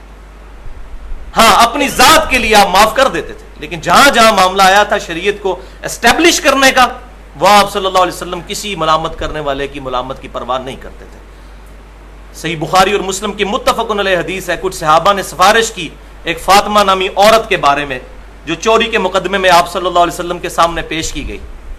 تو آپ صلی اللہ علیہ وسلم جلال میں آ گئے اور خطبہ دیا آپ نے، اور فرمایا کہ آگاہ ہو جاؤ، تم سے پہلے لوگ اسی لیے برباد ہوئے کہ جب ان میں سے کوئی معزز شخص جو ہے وہ برا کام کرتا تھا تو اس کے لیے مسئلہ کچھ اور بیان کر دیتے تھے، اور جو غریب غربے لوگ ہوتے تھے ان پر شریعت کی اپلیکیشن کرتے تھے. اللہ کی قسم اگر محمد صلی اللہ علیہ وسلم کی بیٹی فاطمہ بھی چوری کرتی تو میں اس کے بھی ہاتھ کٹوا دیتا.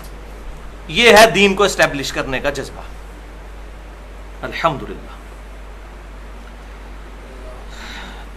تیسری فضیلت صحیح مسلم میں ایک اور فضیلت ہے کہ آپ صلی اللہ علیہ وسلم نے فرمایا، جس شخص نے اذان کا جواب دینے کے بعد یہ کلمات پڑھ لیے، اشہد ان لا الہ الا اللہ وحدہ لا شریک لہ وان محمدا عبدہ ورسولہ رضیت باللہ ربا وبمحمد رسولا وبالاسلام دینا. یہ جس نے کلمات پڑھ لیے اللہ تبارک و تعالی اس کی مغفرت فرما دے گا. لیکن وہی بات ہے کہ یہ جتنے بھی فضائل آتے ہیں اعمال کے بدلے مغفرت کے، اس سے مراد گناہ صغیرہ کا معاف ہونا ہے. گناہ کبیرہ صرف توبہ سے معاف ہوتے ہیں، اور توبہ بھی ایسی کہ جو آگے کے لیے اصلاح بنے، خالی خلی توبہ نہیں. اس پہ میں نے پوری ڈیٹیل کے ساتھ گفتگو کی ہے اہل سنت پاک .com پر 50 منٹ کی گناہ کبیرہ اور توبہ کا بیان، مسئلہ نمبر 18 کے نام سے. وہاں میں نے یہ معاملات کھولے ہیں کہ یہ کہاں سے باتیں ہم نے نکالی ہیں کہ گناہ کبیرہ کی توبہ قبول نہیں ہوتی. یہ احادیث کے اندر ہے، وہ ڈیٹیل کے ساتھ اس میں نے الحمدللہ بیان کی ہے، آج محل نہیں ہے. سنت اذکار کے حوالے سے ایک اور بھی آپ انفارمیشن کے لیے میں بیان کر دوں کہ ہماری جو ویب سائٹ ہے اہل سنت پاک .com، اس پر 2 سنت اذکار کے کارڈز ہمارے PDF فارم میں جو ہے اپلوڈ ہیں. ایک ہے صبح و شام کے سنت اذکار تقریباً 27 کے قریب، اور فرض نماز کے بعد کے سنت اذکار تقریباً 18 کے قریب، بالکل صحیح سند کے ساتھ جو روایتیں ثابت تھیں. کیونکہ میں نے جب تجزیہ کیا تو ہمارے معاشرے میں اس وقت جتنے بھی اذکار کے کارڈ ہیں، کسی نہ کسی کارڈ میں 1 یا 2 روایتیں ایسی ہیں جو اصول محدثین پر ضعیف ہیں. تو الحمدللہ وہ سارے کارڈ سامنے رکھ کر اور پھر میں نے اس کو ترتیب دینے کے بعد اس دور میں ایک بہت بڑے اہل سنت کے محدث، حدیث کے علم میں وہ اپنی مثال نہیں رکھتے، حافظ شیخ زبیر علی زئی صاحب، ان سے پھر میں نے پروف ریڈنگ بھی اس کی کروا کے اس کے بعد پرنٹنگ اس کی کروائی. تو وہ اذکار والے کارڈ بھی ڈاؤن لوڈ کریں، اور ہارڈ کاپی ہمارے پاس اویلیبل ہے، اس پر بھی اہتمام کریں. تو یہ 5 وضاحتیں ہوئیں. اب آتے ہیں اس ٹاپک کی طرف جو آج میں نے ڈسکس کرنے ہیں، 12 پوائنٹس. 3 پوائنٹس میں پہلے ڈسکس کر چکا ہوں پچھلے درس کے اندر، تو آج کے 12 ملا کر یہ ٹوٹل 15 فقہی احکام و مسائل بن جائیں گے اذان اور اقامت کے حوالے سے. اور یہ جو 12 آج کے مسائل ہیں یہ بڑے کڑوے مسائل ہیں، کیونکہ اس میں شاید ہی کوئی مکتبہ فکر بچے جس کے اوپر زد نہ آئے، لیکن اس کو علمی حوصلے کے ساتھ بات کو سننا ہے، پوری بات سننی ہے۔ انشاءاللہ تعالی اگر ہم کتاب و سنت کے سامنے اپنے آپ کو پیش کریں گے، اپنے فرقے کو پیچھے رکھتے ہوئے اور کتاب و سنت اور اجماع کو حجت مانتے ہوئے، تو پھر تو بات سمجھ آئے گی۔ اگر فرقہ آڑے آ گیا، مولوی آڑے آ گیا، یا اپنا کوئی بزرگ آڑے آ گیا، پھر بات سمجھ نہیں آنی۔ تو میں ایک جملہ بولا کرتا ہوں واصف علی واصف صاحب کا کہ اسلام جمع فرقہ از اکول ٹو 0۔ اسلام میں جب فرقہ جمع ہوگا تو رزلٹ 0 آئے گا، یا اسلام بچے گا یا فرقہ بچے گا۔ اگر اسلام کو بچانا ہے پھر فرقہ واریت کی لعنت سے نکلنا ہوگا۔ اس میں پہلے بھی کافی دفعہ ڈیٹیل کے ساتھ گفتگو کر چکا ہوں۔ ایک دفعہ درود شریف پڑھ لیجیے۔ اللہم صلی علی محمد وعلی آل محمد کما صلیت علی ابراہیم وعلی آل ابراہیم انک حمید مجید۔ اللہم بارک علی محمد وعلی آل محمد کما بارکت علی ابراہیم وعلی آل ابراہیم انک حمید مجید۔ 3 پوائنٹس تو میں نے پچھلی دفعہ ڈسکس کیے تھے، اب آتے ہیں چوتھے پوائنٹ کی طرف، وہ ہے اذان سے پہلے الصلاۃ والسلام علیک یا رسول اللہ، یہ کلمات پڑھنا، اس کی شرعی حیثیت کیا ہے؟ اور اب تو بعض لوگوں نے اقامت کے ساتھ بھی یہ کلمات شروع کر دی ہیں، خصوصاً ہمارے جو دعوت اسلامی والے بھائی ہیں، انہوں نے پچھلے 5-7 سالوں میں ایک یہ اور نیا کام ایڈ کیا ہے کہ اقامت سے پہلے بھی الصلاۃ والسلام علیک یا رسول اللہ پڑھنا شروع کر دیا ہے۔ اب اس میں پہلی اصولی بات سمجھ لیجئے کہ جہاں تک اس سیغے کا تعلق ہے نا، الصلاۃ والسلام علیک یا رسول اللہ، اس سیغے سے ہمیں کوئی اختلاف نہیں، یہ صحیح احادیث سے ثابت ہے، کم از کم 3 کتابوں میں، اور میرا ریسرچ پیپر بھی چھپ چکا ہے، رسول اللہ کی آخری وصیتیں صلی اللہ علیہ وسلم، اور اس پر میں نے 12 ربیع الاول پہ ایک لیکچر بھی دیا تھا، ولادت مصطفیٰ صلی اللہ علیہ وسلم اور رسول اللہ کی آخری وصیتیں، 2 گھنٹے کا، جو اہل سنت پاک.com پر رکھا ہوا ہے۔ ریسرچ پیپر نمبر 1 ہے، اس میں میں نے اس کا حوالہ ریٹن میں بھی دیا ہے کہ سنن الکبریٰ البیہقی میں صحیح سند کے ساتھ، اسی طریقے سے الموطا امام مالک میں صحیح سند کے ساتھ، اور المصنف ابن ابی شیبہ میں صحیح سند کے ساتھ یہ اثر موجود ہے۔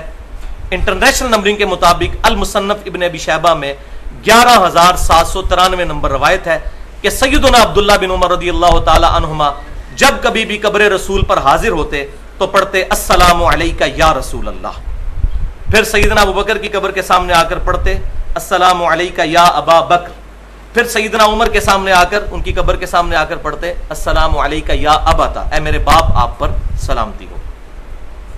یہی وجہ ہے کہ سعودی عرب سے بھی جو مفتی اعظم سعودی عرب کی کتاب چھپی ہے مسجد نبوی میں حاضری کا طریقہ، شیخ عبداللہ بن باز رحمہ اللہ کی، انہوں نے بھی یہ روایت لکھی ہے اور انہوں نے یہی طریقہ لکھا ہے قبر رسول پر حاضری کا۔ الحمدللہ اس میں کوئی اختلاف نہیں ہے۔ پاکستان میں بھی جو پہلے کچھ اہل حدیث علماء کی طرف سے غلط قسم کی ریزسٹنس سامنے آئی تھی، لیکن اب الحمدللہ اہل سنت میں سے بریلوی اور دیوبندی تو پہلے ہی قائل تھے، یہ تیسرا مکتبہ فکر جو ہے اہل حدیث، ان کی بھی جو اشاعت کا سب سے بڑا ادارہ ہے دارالسلام، پوری دنیا میں سب سے زیادہ کتابیں وہی چھاپ رہا ہے، انہوں نے بھی جو درود شریف کا کارڈ چھاپا ہے اس میں یہ سیگا لکھ دیا ہے کہ یہ ثابت ہے، لیکن قبر رسول پر جا کر یہاں سے پڑھنا یہ ثابت کوئی نہیں ہے۔ یہ قبر رسول کے لیے صحابہ اکرام علیہم رضوان صلی اللہ علیہ وآلہ وسلم قبر رسول صلی اللہ علیہ وسلم پر جا کر یہ درود شریف پڑھا کرتے تھے، لہٰذا یہ اس کے لیے مخصوص ہے۔ اگر اس کے علاوہ کہیں پڑھنا ثابت ہے تو ہمیں روایت پیش کی جائے، ہم ایکسپٹ کر لیں گے۔ اس کو آپ اس طرح سمجھ لیجئے، کیا ٹوائلٹ میں جاتے وقت مسجد میں جانے کی دعا پڑھی جا سکتی ہے؟ نہیں۔ اسی طریقے سے مسجد میں جاتے وقت ٹوائلٹ والی دعا نہیں پڑھی جائے گی۔ یہ درود شریف پرٹیکولر قبر رسول صلی اللہ علیہ وسلم کے لیے ہے، سیدنا ابن عمر رضی اللہ تعالی عنہما کا اثر۔ اس کے علاوہ کہیں ثابت ہے تو بتائیں۔ ہمیں یا رسول اللہ سے کوئی چڑ نہیں ہے، نہ یا نبی اللہ کے ساتھ، ہم ہر نماز میں یا رسول اللہ کہتے ہیں۔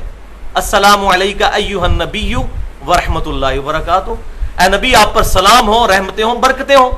اور بخاری اور مسلم کے الفاظ ہیں، جب تم یہ کلمات پڑھو گے السلام علینا وعلی عباد اللہ الصالحین، تو زمین و آسمان میں جہاں جہاں کوئی اللہ کا نیک بندہ موجود ہے اللہ تمہارا سلام وہاں پہنچا دے گا. الحمدللہ. جب ہم نماز میں پڑھتے ہیں تو یہ کوئی سٹوری نہیں پڑھ رہے ہوتے جیسے بعض دیوبند اور اہل حدیث حضرات نے بریلویوں کو خاموش کروانے کے لیے یہ ایک جھوٹی بات لے کر چلے کہ جی یہ شب معراج کی گفتگو ہے. بھائی کس کتاب میں لکھا ہے شب معراج کی گفتگو ہے؟ یہ بخاری اور مسلم میں ہے کہ یہ آپ صلی اللہ علیہ وسلم تشہد کا سلام اس طرح تعلیم فرماتے تھے جیسے قرآن کی آیات. اور یہ ہم انٹینشنلی انشائیہ پڑھ رہے ہوتے ہیں السلام علیکم ایھا النبی، اے نبی آپ پر سلام ہو. ہاں اس کے پیچھے اگر کسی کا فاسد عقیدہ ہے کہ رسول اللہ خود سن رہے ہیں یا وہ یہاں پر موجود ہیں، وہ عقیدے کو آپ غلط کہہ سکتے ہیں. اس پڑھنے کو اور اس میں یہی عقیدہ ہے کہ رسول اللہ تک ہمارا سلام اللہ تعالیٰ پہنچا رہا ہے. ورنہ تو یہ بدبختی ہے نماز میں اگر اس کو سٹوری کے طور پہ پڑھنا ہے پھر تو پوری نماز ہی پھر سٹوری بن جائے گی. تو یہ سٹوری نہیں ہے، یہ انشائیہ ہے الحمدللہ، کیونکہ بخاری اور مسلم میں ساتھ ہی موجود ہے کہ اللہ سلام پہنچا دے گا. لہذا اسی کی ڈیٹیل میں نے مسئلہ حاضر و ناظر جو ہے اس کے غلط اور صحیح پہلو مسئلہ نمبر 7 کے نام سے اہل سنت پاک .com پر 25 منٹ کی گفتگو رکھی ہوئی ہے. اس میں نے ڈیٹیل کے ساتھ اس ٹاپک کو ایڈریس کیا. آج مال نہیں، عام حالت میں ہم کون سا دروشی پڑھیں؟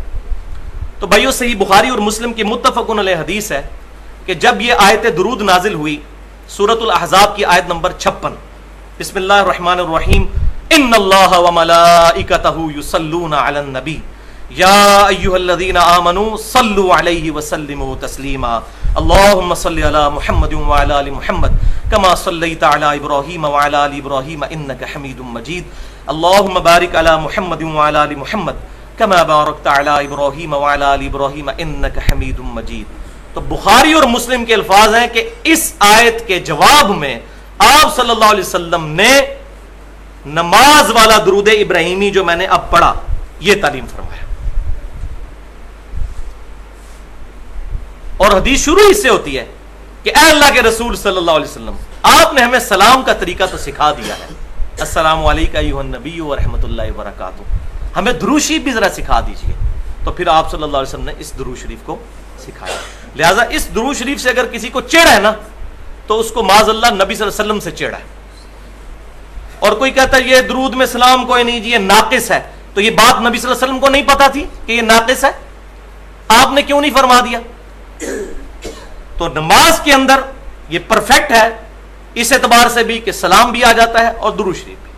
باقی نماز کے علاوہ بھی یہ درود شریف پڑھنا چاہیے. اس کی وجہ یہ ہے کہ درود و سلام جو ہے یہ ایکویلنٹ ورڈ کے طور پر بھی استعمال ہوتے ہیں، لیکن جہاں جہاں ثابت ہے جو صیغہ ثابت ہے الحمدللہ وہ ہم پڑھنے کے قائل ہیں. تو اذان کے بعد درود شریف پڑھنا ثابت ہے. صحیح مسلم میں حدیث میں بتا چکا کہ جو اذان کا جواب دے اس کے بعد درود شریف پڑھے، اس کے بعد الوسیلہ والی دعا مانگے تو نبی صلی اللہ علیہ وسلم کی شفاعت اس کے لیے حلال ہو جائے گی. لیکن اذان کے بعد درود شریف کون سا پڑھنا ہے؟ جو آپ صلی اللہ علیہ وسلم نے تعلیم فرمایا، اور اس کو اذان کے ساتھ اٹیچ نہیں کرنا، اذان سے الگ. اذان دے دی اس کے بعد دعا مانگے، درود شریف پڑھیں، یہ سارے کام کریں، لیکن اذان کے ساتھ اس کو اٹیچ کرنا ثابت نہیں. تو درود شریف اذان کے بعد ثابت ہے، پہلے نہیں.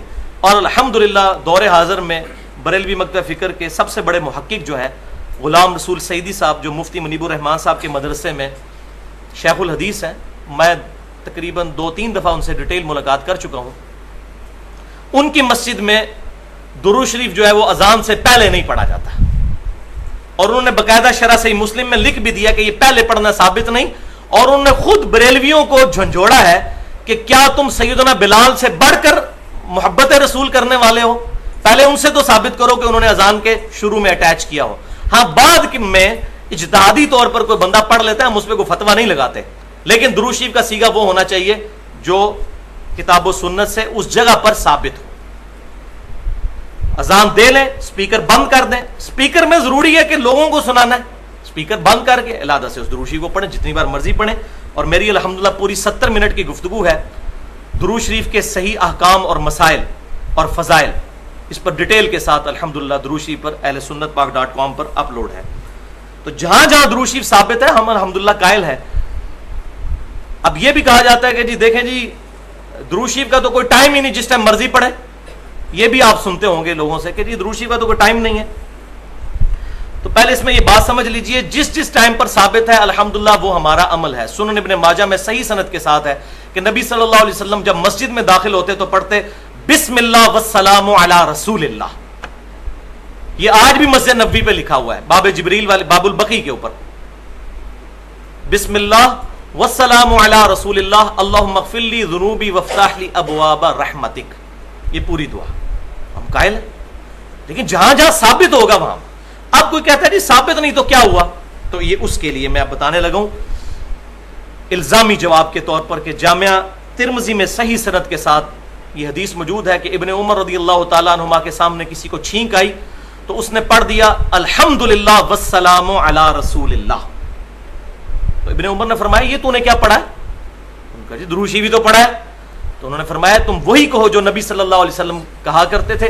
آپ صلی اللہ علیہ وسلم ہمیں اذان کے جواب، اس میں چھینک کے جواب میں الحمدللہ یا الحمدللہ رب العالمین علی کل حال تعلیم فرمایا کرتے تھے. تم وہی کہو جو نبی صلی اللہ علیہ وسلم کہا کرتے تھے. اس نے آگے سے نہیں کہا کہ تسی جناب گستاخ رسول ہو گئے درود شریف منکر ہو، یہ نہیں انہوں نے کہا کہ ابن عمر آپ گستاخ رسول ہو گئے، آپ درود شریف سے منع کر رہے ہیں. کیونکہ اس وقت یہ بیماری نہیں تھی کہ اپنی مرضی سے دین میں ایگزیجریشن کی جائے. ان کو پتا تھا کہ دین میں صرف وہی کام کرنے ہیں جو آپ صلی اللہ علیہ وسلم نے تعلیم فرمائے. اور ابن عمر کی یہ تربیت آپ صلی اللہ علیہ وسلم کی طرف سے ہوئی تھی. بخاری اور مسلم کی متفق علیہ حدیث ہے، آپ صلی اللہ علیہ وسلم نے ایک صحابی کو وضو کرنے کے بعد ایک دعا تعلیم فرمائی. اس میں الفاظ تھے بنبی کا ارسلتا. اس صحابی نے جب دعا پڑھی تو انہوں نے نبی صلی اللہ علیہ وسلم نے جو کہا تھا بنبی کا ارسلتا، انہوں نے پڑھا برسولی کا ارسلتا. سپرلیٹو ڈگری استعمال کی. رسول تو نبی سے بھی سپرلیٹو ڈگری ہے، لیکن آپ صلی اللہ علیہ وسلم نے ان کو ڈانٹا، فرمایا وہی کہو جو میں نے کہا ہے. حالانکہ نبی رسول میں کیا فرق تھا؟ آپ فرمایا وہی الفاظ کو.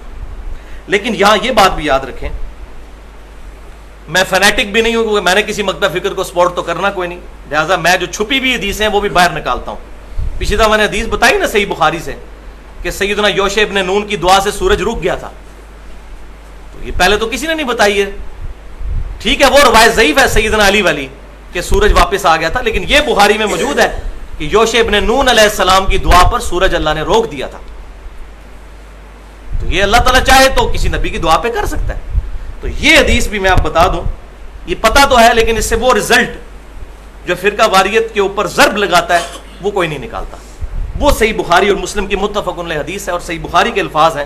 آپ صلی اللہ علیہ وسلم جب نماز پڑھا رہے تھے تو کسی بندے نے آپ صلی اللہ علیہ وسلم کے پیچھے جب نماز پڑھتے ہوئے ربنا لکل حمد، اس کے بعد کہا حمدن کثیرا طیبا مبارکا فیہ. تو نماز پڑھ کے آپ صلی اللہ علیہ وسلم فارغ ہوئے. آپ صلی اللہ علیہ وسلم نے فرمایا یہ میرے پیچھے کس نے الفاظ پڑھے تھے؟ تو ایک صحابی نے ڈرتے ڈرتے عرض کی یا رسول اللہ میں نے. تو آپ نے فرمایا میں نے 30 سے زیادہ فرشتوں کو دیکھا ہے کہ وہ اس کا ثواب لکھنے کے لیے لپک رہے تھے اس پر. اب یہاں صحابی نے اپنی مرضی سے ایک عمل کیا اور نبی صلی اللہ علیہ وسلم نے اس پر مہر لگا دی. لہذا جن جن اعمال کو صحابہ نے خود کیا اور حضور صلی اللہ علیہ وسلم نے خود مہر لگا دی وہ اب دین کا حصہ ہی بن جائیں گے. لہذا مطلقاً کسی صحابی کے عمل کو غلط نہیں سمجھتے، معاذ اللہ استغفر اللہ، اپنا ایمان برباد کرنا. تو یہ پینڈولم کی دو ایکسٹریمز ہیں. ایک طرف تو وہ لوگ ہیں کہ جو یہ سمجھتے ہیں کہ آپ صلی اللہ علیہ وسلم کے زمانے میں بھی اگر کوئی بندہ چند جائے لوگ کہ وہ کوئی بات ایسی کر دے گا اور آپ صلی اللہ علیہ وسلم کے سامنے یہ بات ہوگی اور آپ صلی اللہ علیہ وسلم اس کو بدعت ہی کنسیڈر کریں گے ہمیشہ. ایسا نہیں ہوگا کبھی. آپ صلی اللہ علیہ وسلم اس سے منع بھی فرما دیں گے. تو یہ میں نے مثال دی بخاری اور مسلم سے کہ آپ نے انڈورس کیا. اب منع والی مثال بھی سن لیں، وہ دوسری ایکسٹریم ہے. سنن نبی داؤد میں اور سنن ابن ماجہ میں صحیح سند کے ساتھ ہے، ایک صحابی نے حضور صلی اللہ علیہ وسلم کو سجدہ کیا. آپ صلی اللہ علیہ وسلم نے ان کو ڈانٹا اور فرمایا یہ کیا کر رہے ہو؟ تو انہوں نے کہا کہ میں عراق میں کوفہ نامی جو شہر ہے اس کے پاس ہیرا ایک مقام، اس نجد میں وہاں گیا تھا، وہاں کے حکمران کو لوگ سجدہ کرتے ہیں تو میں نے اس پر اجتہاداً یہ مسئلہ ظاہر ہے انہوں نے اخذ کیا کہ میں آپ کو سجدہ کروں، آپ زیادہ لائق ہیں اس چیز کے. تو آپ صلی اللہ علیہ وسلم نے فرمایا اگر میں سجدہ جائز سمجھتا تو بیویوں کو کہتا کہ اپنے خامدوں کو سجدہ کریں اس حق کے سبب جو اللہ نے ان کو دیا. اب یہاں آپ صلی اللہ علیہ وسلم نے منع فرما دیا. اس صحابی نے حضور کی محبت میں سجدہ کیا تھا. شکر ہے کہ وہ آج کا مسلمان نہیں تھا حضور میں ہی کہہ دینا عشق دے چلے نمبر رہ گئے عقل والے انجے ہی عمرہ گالیاں کہ تو عشق کی محبت کی باتیں ہیں، عقل والوں کی میں یہ سمجھ نہیں آئیں گی. ان کو پتا تھا کہ محبت وہی ہے جو آپ صلی اللہ علیہ وسلم انڈورس کریں گے. جو انڈورس نہیں کریں گے وہ محبت نہیں گستاخی ہے. تو یہ ٹیکنیکل چیز کو سمجھیں. کتاب و سنت کے منہج پر چلنے والے لوگ اکثر جو علماء ہیں ان بیچاروں کو تمیز ہی نہیں کہ بات کنوے کس طرح کرنی ہے. ایسے الٹے طریقے سے بات کرتے ہیں کہ بات ماننی بھی ہوگی, جو کہتا ہے جاؤ دفاع ہو گستاخ رسول. اب اس طریقے سے بات کو اگر آپ بتائیں گے کہ ہم یہ دیکھیں مثال, اب آپ خود بتائیے کہ آپ صلی اللہ علیہ وسلم نے کیوں منع فرمایا, محبت میں اجازت دینی چاہیے تھی. لہٰذا آپ صلی اللہ علیہ وسلم کی محبت میں وہی اعمال کیے جائیں گے جو آپ صلی اللہ علیہ وسلم کی طرف سے الاؤڈ ہوں گے, اپنی مرضی سے نہیں.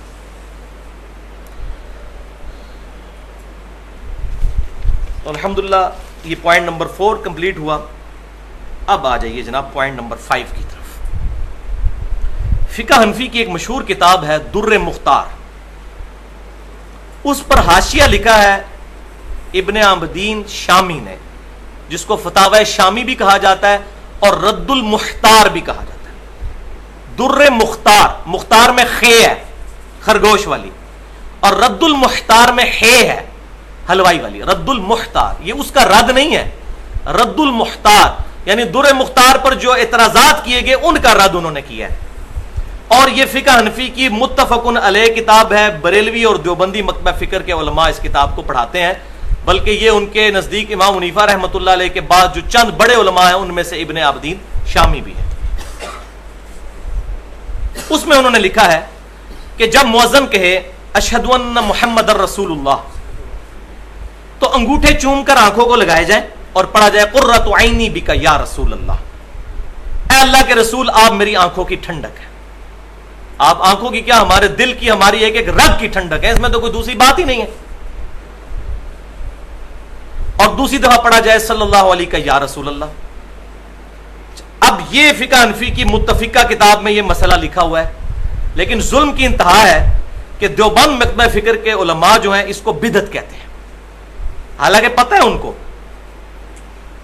کہ یہ ہماری کتاب میں لکھا ہوا ہے, لیکن چونکہ بریلوی کرتے ہیں وہ ضد میں آگے ہوئے, وہ کہتے ہیں نہیں جی وہ تو ضعیف روایتیں ہیں, تو خود پوری فضائل اعمال سوائے چند حدیثوں کے ضعیف ہے, تو وہاں کہتے ہیں جی ضعیف حدیث فضائل میں لے لینی چاہیے, تو فضائل میں انگوٹھے چومنے والی حدیث بھی پھر لینی چاہیے. یہ 2 نمبر پالیسی تو نہ رکھیں, وہ بریلوی چومتے ہیں اس لیے نہیں لینی. یہ ساری فرقہ واریت کی لعنت ہے. فضائل اعمال کا دفاع کریں گے جی ضعیف حدیث فضائل میں ہے, تو بھائی اس کے فضائل میں کم از کم 5 حدیثیں ہیں, چلے ساری ضعیف ہیں لیکن آپ کے لیے ایکسیپٹیبل ہے.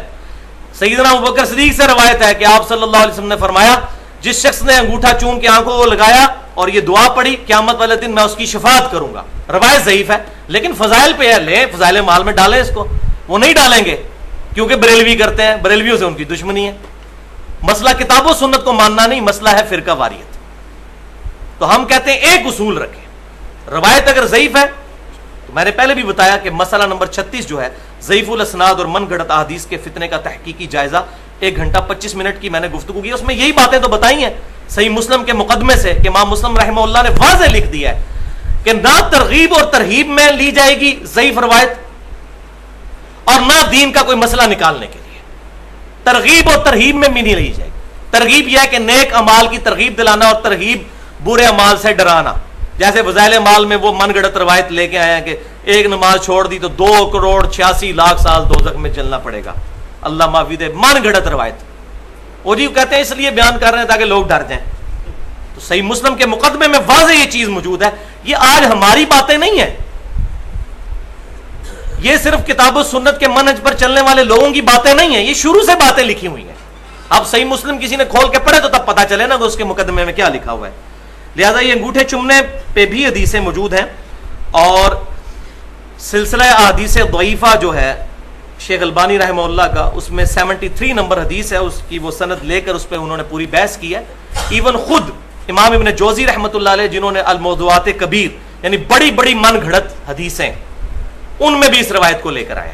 ابن جوزی وہ ہیں جو اہل سنت کہلوانے والے تینوں گروہ بریلوی, دیوبندی اور اہل حدیث, ایون اہل تشیع بھی ان کو محبت سے دیکھتے ہیں, کیونکہ انہوں نے وہ شورا واق کتاب لکھی تھی کہ یہ اس سرکش کا رد ہے جو یزید کو برا نہیں کہتا.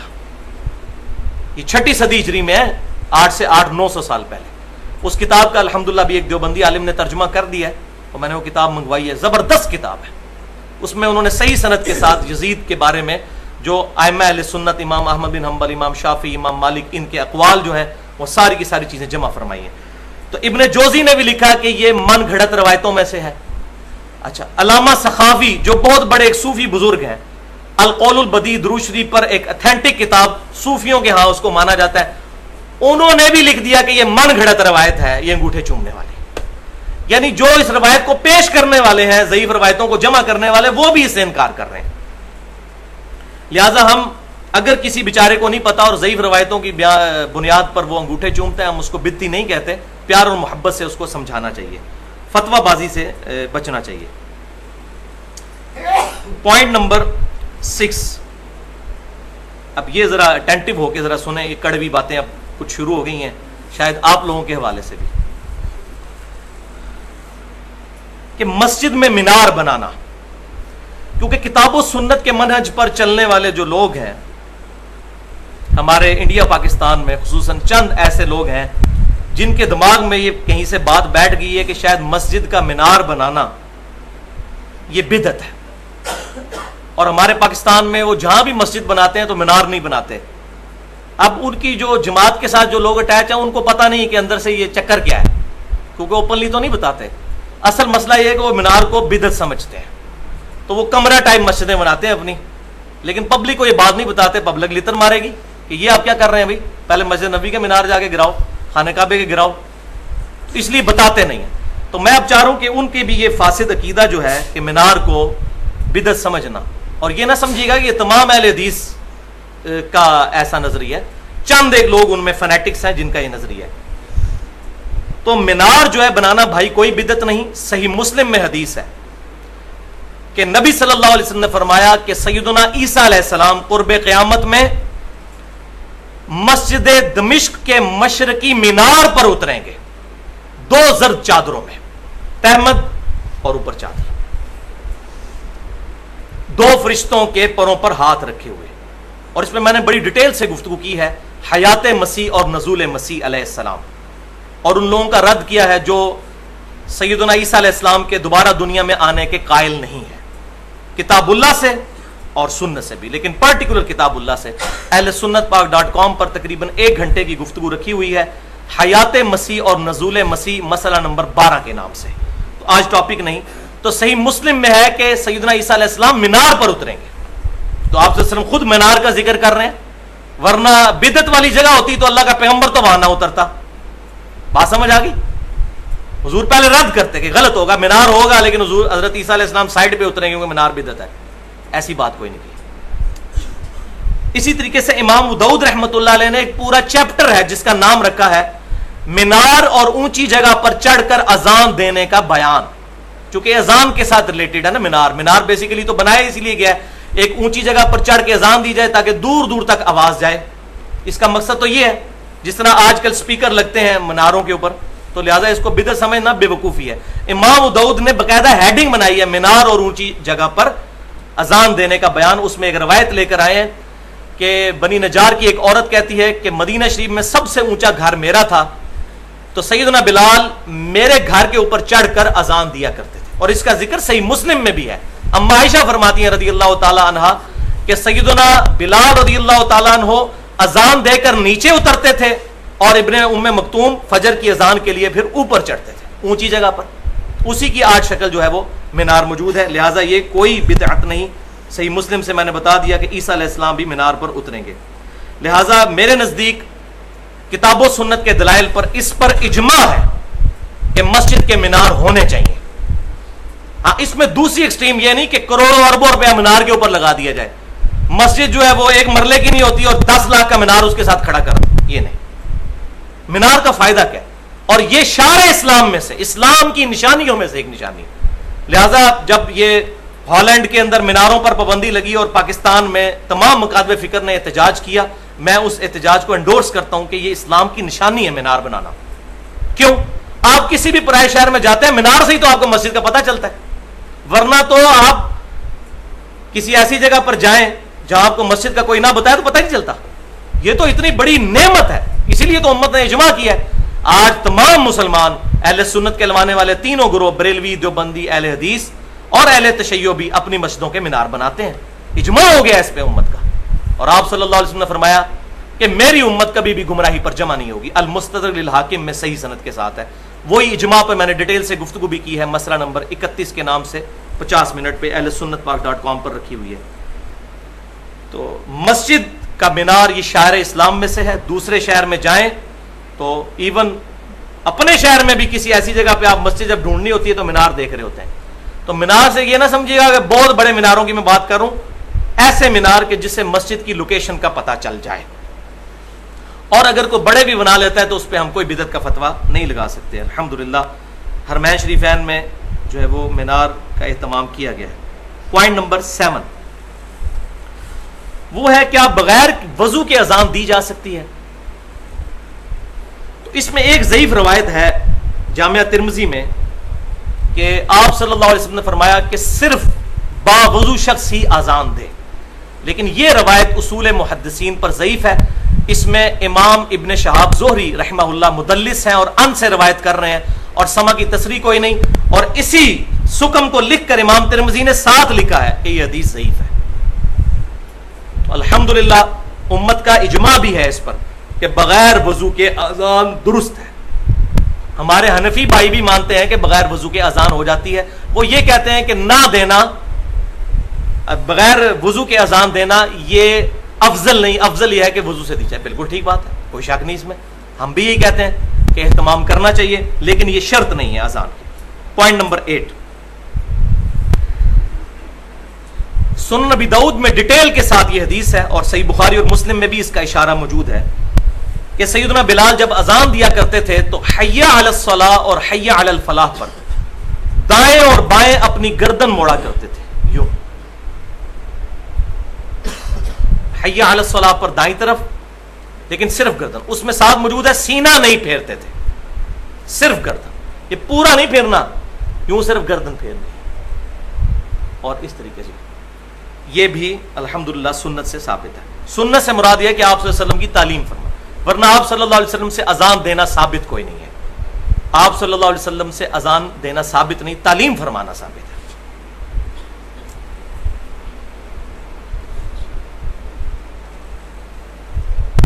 اس میں ایک بات نوٹ کر لیجئے کہ صحیح بخاری اور مسلم میں متفق علیہ حدیث ہے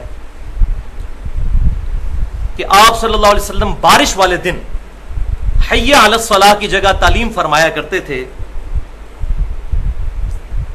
الصلاۃ فی الرحال, کہ نماز اپنے گھروں میں پڑھ لو, یا صلوا فی بیوتکم, نماز اپنی گھروں میں ہی پڑھ لو. یہ صحیح بخاری میں بھی ہے اور صحیح مسلم میں, بلکہ صحیح بخاری اور مسلم میں ابن عباس رضی اللہ تعالیٰ عنہما کہتے ہیں بارش ہوئی تو انہوں نے بھی یہ اناؤنسمنٹ کروائی اور فرمایا کہ آپ صلی اللہ علیہ وسلم تو جمعے کے دن بارش ہوئی تو آپ صلی اللہ علیہ وسلم نے اناؤنسمنٹ کی کہ گھروں میں نماز پڑھ دو. اور آپ صلی اللہ علیہ وسلم نے ساتھ ہی فرمایا کہ میں نہیں چاہتا کہ تم مسجد میں آتے وقت کیچڑ اور مٹی کا شکار ہو جاؤ, اس لیے گھروں میں نماز پڑھ لو.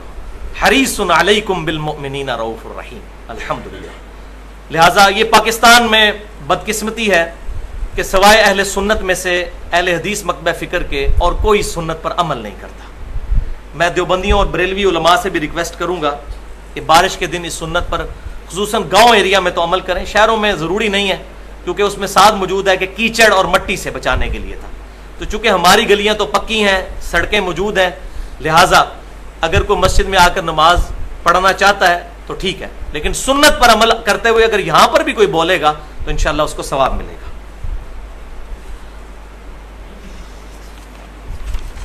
پوائنٹ نمبر 9 صحیح مسلم میں حدیث ہے کہ ایک شخص نے اذان سنی مسجد میں, اس کے بعد مسجد سے باہر نکل گیا. سیدنا ابو ہریرہ رضی اللہ تعالیٰ عنہ وہاں موجود تھے. انہوں نے فرمایا اس نے ابو القاسم صلی اللہ علیہ وسلم کی نافرمانی کی ہے. اذان سن کر مسجد سے باہر نکل گیا. یعنی آپ صلی اللہ علیہ وسلم اس سے منع فرماتے تھے. اور یہ معذرت کے ساتھ یہ اکثر مولوی یہ کام کرتے ہیں, عام بندے نہیں. عام بندے تو بیچارے آتے ہی جماعت کی پہلی رکعت میں بڑی مشکل سے دوسری میں ملتے ہیں. میں نے اپنی زندگی میں تمام مکاتب فکر کے مولویوں میں یہ بیماری دیکھی ہے کہ ایگزیکٹ اذان کے وقت اذان ہو رہی ہوتی ہے اور مسجد سے باہر جا رہے ہوتے ہیں. ان کو پوچھیں بھائی کہیں جا رہے ہو, کہاں جا رہے ہو؟ وہ جی کہیں جلسہ ہے. تو پہلے نکل جاتے, اب تمہاری تکبیر اولیٰ بھی رہ جائے گی. مستحب کام کے لیے اپنی تکبیر اولیٰ چھوڑ رہے ہو، نماز پڑھ کے چلے جاؤ. تم نے کون سا پہاڑ پٹ لینا ہے 15-20 منٹ کا ایڈوانٹیج لے کے. تو یہ اکثر مولویوں میں بیماری موجود ہے. مسجد میں اذان ہو گئی، اب مسجد میں بغیر شرعی عذر کے نہیں نکل سکتے. کہ پیشاب پخانے کے لیے کوئی نکل جاتا ہے، ٹھیک ہے وضو کر کے واپس. کیوں؟ کہ آپ کو مسجد کی طرف بلایا جا رہا ہے، آپ پہلے ہی مسجد میں موجود ہیں اور اتنی اکڑ ہے آپ میں کہ آپ اللہ کے لیے 15 منٹ انتظار نہیں کر سکتے، 10 منٹ انتظار نہیں کر سکتے اور چلے جا رہے ہیں باہر. یہ بہت بڑا ظلم ہے. اس سے تو پرائورٹی شو ہوتی ہے کہ اللہ is not our top priority. اگر اللہ ہماری ترجیح اول ہے، ان صلاتی و نسکی و محیایا و مماتی للہ رب العالمین، بے شک میری نماز، میری قربانی، میرا جینا، میرا مرنا سب اللہ کے لیے ہے جو سارے جہانوں کا پالنے والا ہے، تو ہو ہی نہیں سکتا مسجد سے بندہ باہر نکلے. بخاری اور مسلم کی متفقن علیہ حدیث ہے، 7 لوگوں کو اللہ کے عرش کا سایہ نصیب ہوگا. ان میں سے ایک وہ ہے جس کا دل مسجد میں اٹک رہا ہو. تو جس کو مسجد سے الرجی ہو تو وہ کیسے اللہ کے عرش کا سایہ اس کو نصیب ہوگا. پوائنٹ نمبر 10، یہ مسئلہ بھی عام ہے کہ جس نے اذان دی ہے وہی اقامت کہے. تو بھائیو یہ روایت تو موجود ہے سنن نبی داؤد میں اور جامعہ ترمذی کے اندر بھی، لیکن یہ روایت اصول محدثین پر ضعیف ہے. اور خود امام ترمذی نے جامعہ ترمذی میں ساتھ لکھ دیا کہ اس روایت میں ایک راوی ہیں عبد الرحمن بن زید بن انعم الافریقی، وہ اہل حدیث کے نزدیک ضعیف راوی ہے. اہل حدیث سے مراد آپ یہ نہ سمجھیے گا کہ آج کے اہل حدیث کی بات ہو رہی. اہل حدیث محدثین کی ٹرم میں محدثین کو کہا جاتا ہے اور ان کے پیٹرن پر چلنے والے. آج اگر کوئی بندہ بھی کتاب و سنت کو حجت مانتا ہے، چاہے بریلوی ہے، دیوبندی ہے، سلفی ہے، وہ اہل حدیث اور اہل سنت ہی ہوگا اگر اس پیٹرن پر ہے. اگر خالی خلی لکھ لیتا ہے اپنے آپ کو سنی ہے، اہل سنت و جماعت، اور سنت پر عمل کوئی نہیں ہے، تو خالی ٹائٹل لگانے سے بھائی کچھ نہیں ہونا. میں کئی دفعہ کہہ چکا ہوں کہ روح افزا کی بوتل کے باہر، شراب کی بوتل کے باہر اگر روح افزا لکھ لیں تو روح افزا بن کوئی نہیں جائے گی. اہل حدیث یا اہل سنت وہی ہوگا جو واقعی اس پیٹرن پر ہوگا، کتاب و سنت کو ماننے والا، اپنے مولویوں کے پیچھے نہیں. یہ نہ ہو کہ وہ امام حنیفہ رحمۃ اللہ علیہ کی بات کو کتاب و سنت پر ترجیح دے رہا ہو، ان کی رسپیکٹ اپنی جگہ، یا اسی طریقے سے امام ابن تیمیہ رحمۃ اللہ علیہ کی بات کو کتاب و سنت پر ترجیح دے رہا ہو، یا امام جعفر الصادق رحمۃ اللہ علیہ کی بات کو کتاب و سنت پر ترجیح دے رہا ہو. ان تمام ائمہ نے خود بتایا ہماری کوئی بھی بات کتاب و سنت کے خلاف ہو اس کو چھوڑ دو. یہ ان کی خود تعلیم ہے الحمدللہ. تو یہ حدیث بھی ضعیف ہوئی. لہٰذا اذان اور اقامت 2 مختلف لوگ بھی دے سکتے ہیں، اس میں لڑائی نہیں، کیونکہ اکثر مسجدوں میں یہ لڑائی ہو جاتی ہے. مؤذن جو ہے سینہ تان کے کھڑا ہو جاتا ہے کہ اذان میں دیتی تو اقامت کیوں پڑی بھائی. تو یہ بھائی روایت تو پہلے ثابت کریں، یہ روایت کوئی نہیں ثابت. پوائنٹ نمبر 11، صحیح مسلم میں حدیث ہے کہ آپ صلی اللہ علیہ وسلم جب نمازیں جمع فرمایا کرتے تھے، یعنی ظہرین اور مغربین، ظہر اور عصر کو جمع کرنا اس کو ظہرین کہتے ہیں، اور تینوں طریقے سے درست ہے. ظہر کے ساتھ عصر ملا لیں، یا درمیان میں ملا لیں جمع سوری کر لیں، یا عصر کے ساتھ ظہر ملا لیں، پہلے ظہر پھر عصر. اسی طریقے سے مغربین یعنی مغرب اور عشاء کو جمع کرنا. جب آپ صلی اللہ علیہ وسلم نے یہ جمع فرمانی ہوتی نمازیں تو اذان ایک کہلواتے اور اقامتیں 2 ہوتی. جس طرح آج بھی جب لائیو حج دکھایا جاتا ہے تو مسجد نمرہ میں جب نماز ہو رہی ہوتی ہے تو اذان ایک ہوتی ہے، لیکن 2 اقامت کے ساتھ ظہر اور عصر امام کعبہ جو ہیں یا امام مسجد نمرہ جو ہیں وہ پڑھاتے ہیں. اسی طریقے سے مزدلفہ میں بھی جن لوگوں کو حج کی سعادت حاصل ہوئی ہے، الحمدللہ مجھے بھی سعادت حاصل ہوئی 2007 میں، تو وہاں پر لوگ ایک اذان اور 2 اقامتوں کے ساتھ نماز کو جمع کرتے ہیں. یہ جو جمع والا مسئلہ ہے یہ آج میں ایڈریس نہیں کروں گا. مسئلہ نمبر 29 کے نام سے 40 منٹ کی ڈیٹیل میری گفتگو ہے، مجاہد اور مسافر کی نماز کے صحیح احکام و مسائل. اس میں نے مسافر کی نمازوں کو جمع کرنا، اور یہ جو اہل تشیع کا سٹانس ہے ظہرین اور مغربین والا، اس کے بارے میں کہ یہ کہاں تک درست ہے اور کہاں تک نہیں درست، مکمل طور پہ تو وہ ڈینائیبل نہیں ہے. وہ روایتیں تو صحیح مسلم میں بھی ملتی ہیں، لیکن آج محل نہیں میں ان کو ڈیٹیل سے بیان کروں. پوائنٹ نمبر 12، صحیح مسلم میں کہ آپ صلی اللہ علیہ وسلم نے فرمایا جب فرض نماز کی اقامت ہو جائے تو کوئی نماز بھی درست نہیں ہے. فرض نماز کی اقامت ہو جائے تو کوئی نماز درست نہیں سوائے فرض نماز کی. اب یہ کڑوی گولی ہے بھائی، کیونکہ ہمارے یہاں پر اہل سنت میں سے بریلوی اور دیوبندی حضرات فجر کی نماز بھی کھڑی ہوئی ہوتی ہے اور پیچھے آ کے سنتیں پڑھ رہے ہوتے ہیں. یہ ظلم ہے، یہ آپ صلی اللہ علیہ وسلم کی نافرمانی ہے. آپ صلی اللہ علیہ وسلم نے اس سے منع فرمایا کہ جب اقامت ہوگی فرض نماز کی، اب ایون اگر آپ نماز پڑھ بھی رہے ہیں وہی نماز چھوڑ دیں. اگر آپ تشہد میں پہنچے ہوئے ہیں اور آپ کو یقین ہے کہ آپ پہلی رکعت پا لیں گے پھر تشہد مکمل کر لیں، لیکن ابھی 1 یا 2 رکعتیں رہتی ہیں تو آپ نماز کو وہیں پر توڑ دیں، کیونکہ اب کوئی نماز درست نہیں ہے. لہٰذا یہ فجر کی جو یہ 2 سنتوں والا مسئلہ ہے، اس کو بھی میں تھوڑا سا بیان کر دوں تاکہ یہ مسئلہ کلیئر ہو جائے کہ یہ فجر کی جو 2 سنتوں والا مسئلہ ہے بھائیوں، فجر کی 2 سنتیں اگر کسی کی چھوٹ گئی ہیں تو یہ بھی جائز ہے کہ وہ فرض کے فوراً بعد پڑھ لے. جامع ترمذی اور سنن ابی داؤد میں روایت موجود ہے، لیکن وہ دونوں روایتیں ضعیف ہیں. صحیح سند کے ساتھ صحیح ابن حبان میں اور صحیح ابن خزیمہ میں موجود ہے کہ آپ صلی اللہ علیہ وسلم فجر کی نماز پڑھا کر نکلے تو ایک صحابی کو دیکھا کہ وہ نماز پڑھ رہا ہے. آپ کھڑے رہے اس کے پاس. جب نماز پڑھ کر فارغ ہوا تو آپ صلی اللہ علیہ وسلم نے فرمایا کہ یہ کیا پڑھ رہے تھے؟ تو انہوں نے عرض کیا اللہ کے رسول میری 2 رکعتیں رہ گئی تھی میں وہ پڑھ رہا ہوں. تو آپ صلی اللہ علیہ وسلم خاموش ہو گئے. اس کو کہتے ہیں حدیث کی ٹرم میں حدیث تقریری، کہ جس عمل پر آپ صلی اللہ علیہ وسلم خاموش ہو جائیں وہ بھی سنت میں شامل ہے. آپ نے منع نہیں فرمایا، کیونکہ نبی پر واجب ہوتا ہے غلط کام کو روکنا. ہم تو مصلحت کا شکار ہو سکتے ہیں، پروفٹ اگر مصلحت کا شکار ہو تو دین کا حصہ بن جائے گا. یہ بات سمجھ لیجیے، پروفٹ پہ ہر وقت فرض ہوتا ہے کہ غلط بات کو فوراً ٹوکے. تو آپ صلی اللہ علیہ وسلم کا اس کو انڈورس کرنا، ہاں یہ بات ضرور ہے کہ افضل یہی ہے کہ سورج نکلنے کے بعد وہ سنتیں پڑھی جائیں. وہ جامع ترمذی میں موجود ہے صحیح سند کے ساتھ. ابن عمر رضی اللہ تعالیٰ عنہما کہتے ہیں جس کی فجر کی 2 سنتیں چھوٹ جائیں تو وہ سورج نکلنے کے بعد یعنی اشراق کے وقت میں پڑھے. اور مفتی اعظم سعودی عرب جو ابن باز ہیں انہوں نے بھی اپنے فتوے میں یہی لکھا ہے کہ بہتر یہی ہے کہ بعد میں پڑھے، لیکن فوراً بعد پڑھنا بھی جائز ہے. اور اس میں یہ بھی شرط نہیں ہے کہ آپ مسجد میں اتنی دیر بیٹھے رہے، سورج نکلنے کے اندر گھر چلے جائیں، گھر جا کے پڑھ لیں. لیکن وہ سنتیں پڑھنی ہیں، کیونکہ آپ صلی اللہ علیہ وسلم سفر میں بھی سنتیں فجر والی نہیں چھوڑا کرتے تھے. تو فجر کی سنتوں کی اہمیت ہے الحمدللہ. لہٰذا اس میں یہ فجر کی 2 رکعتیں جو ہیں وہ استثناء ہے، آپ بعد میں پڑھ سکتے ہیں. لیکن یہاں ایک تلخ بات یہ ہے کہ روٹین بھی نہیں بنانی چاہیے کہ ہمیشہ ہی لیٹ آئیں اور فجر کے فرضوں کے بعد سنت پڑھنا شروع کر دیں.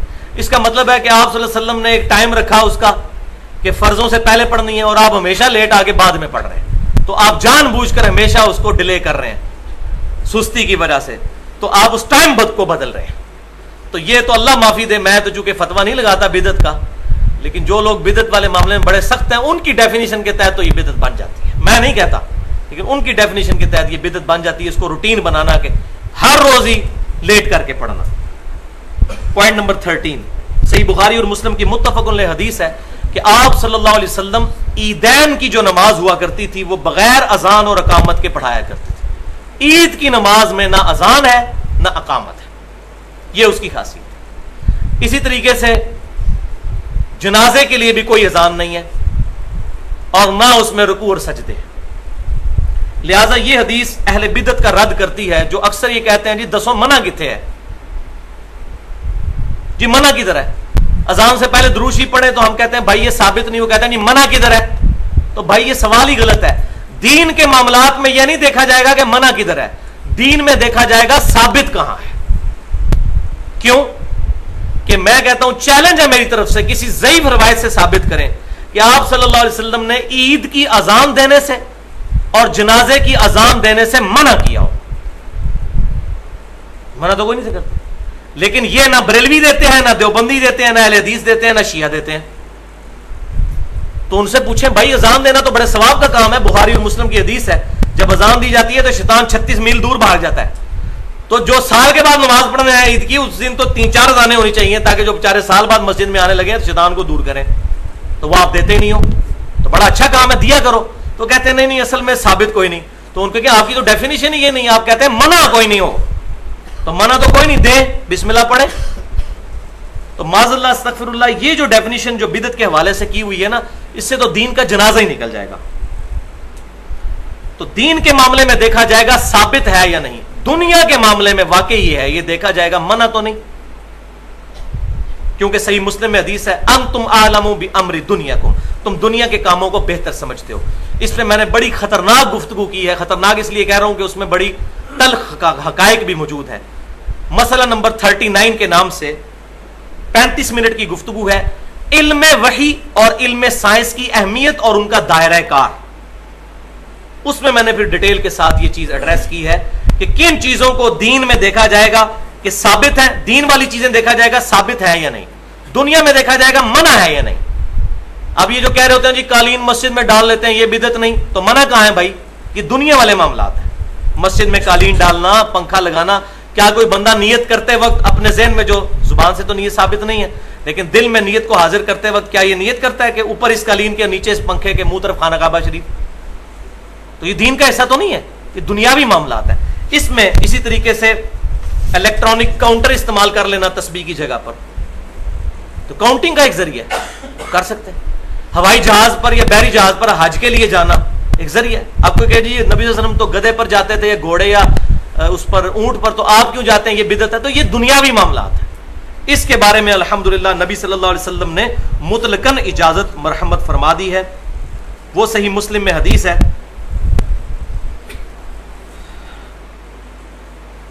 کہ یہ حدیث بدعت کی سپورٹ میں بھی پیش کی جاتی ہے. میں چاہ رہا ہوں کہ یہاں پر ہی میں اس کو ایڈریس کر کے یہ بدعت والا مسئلہ تو ٹھپ کر دوں.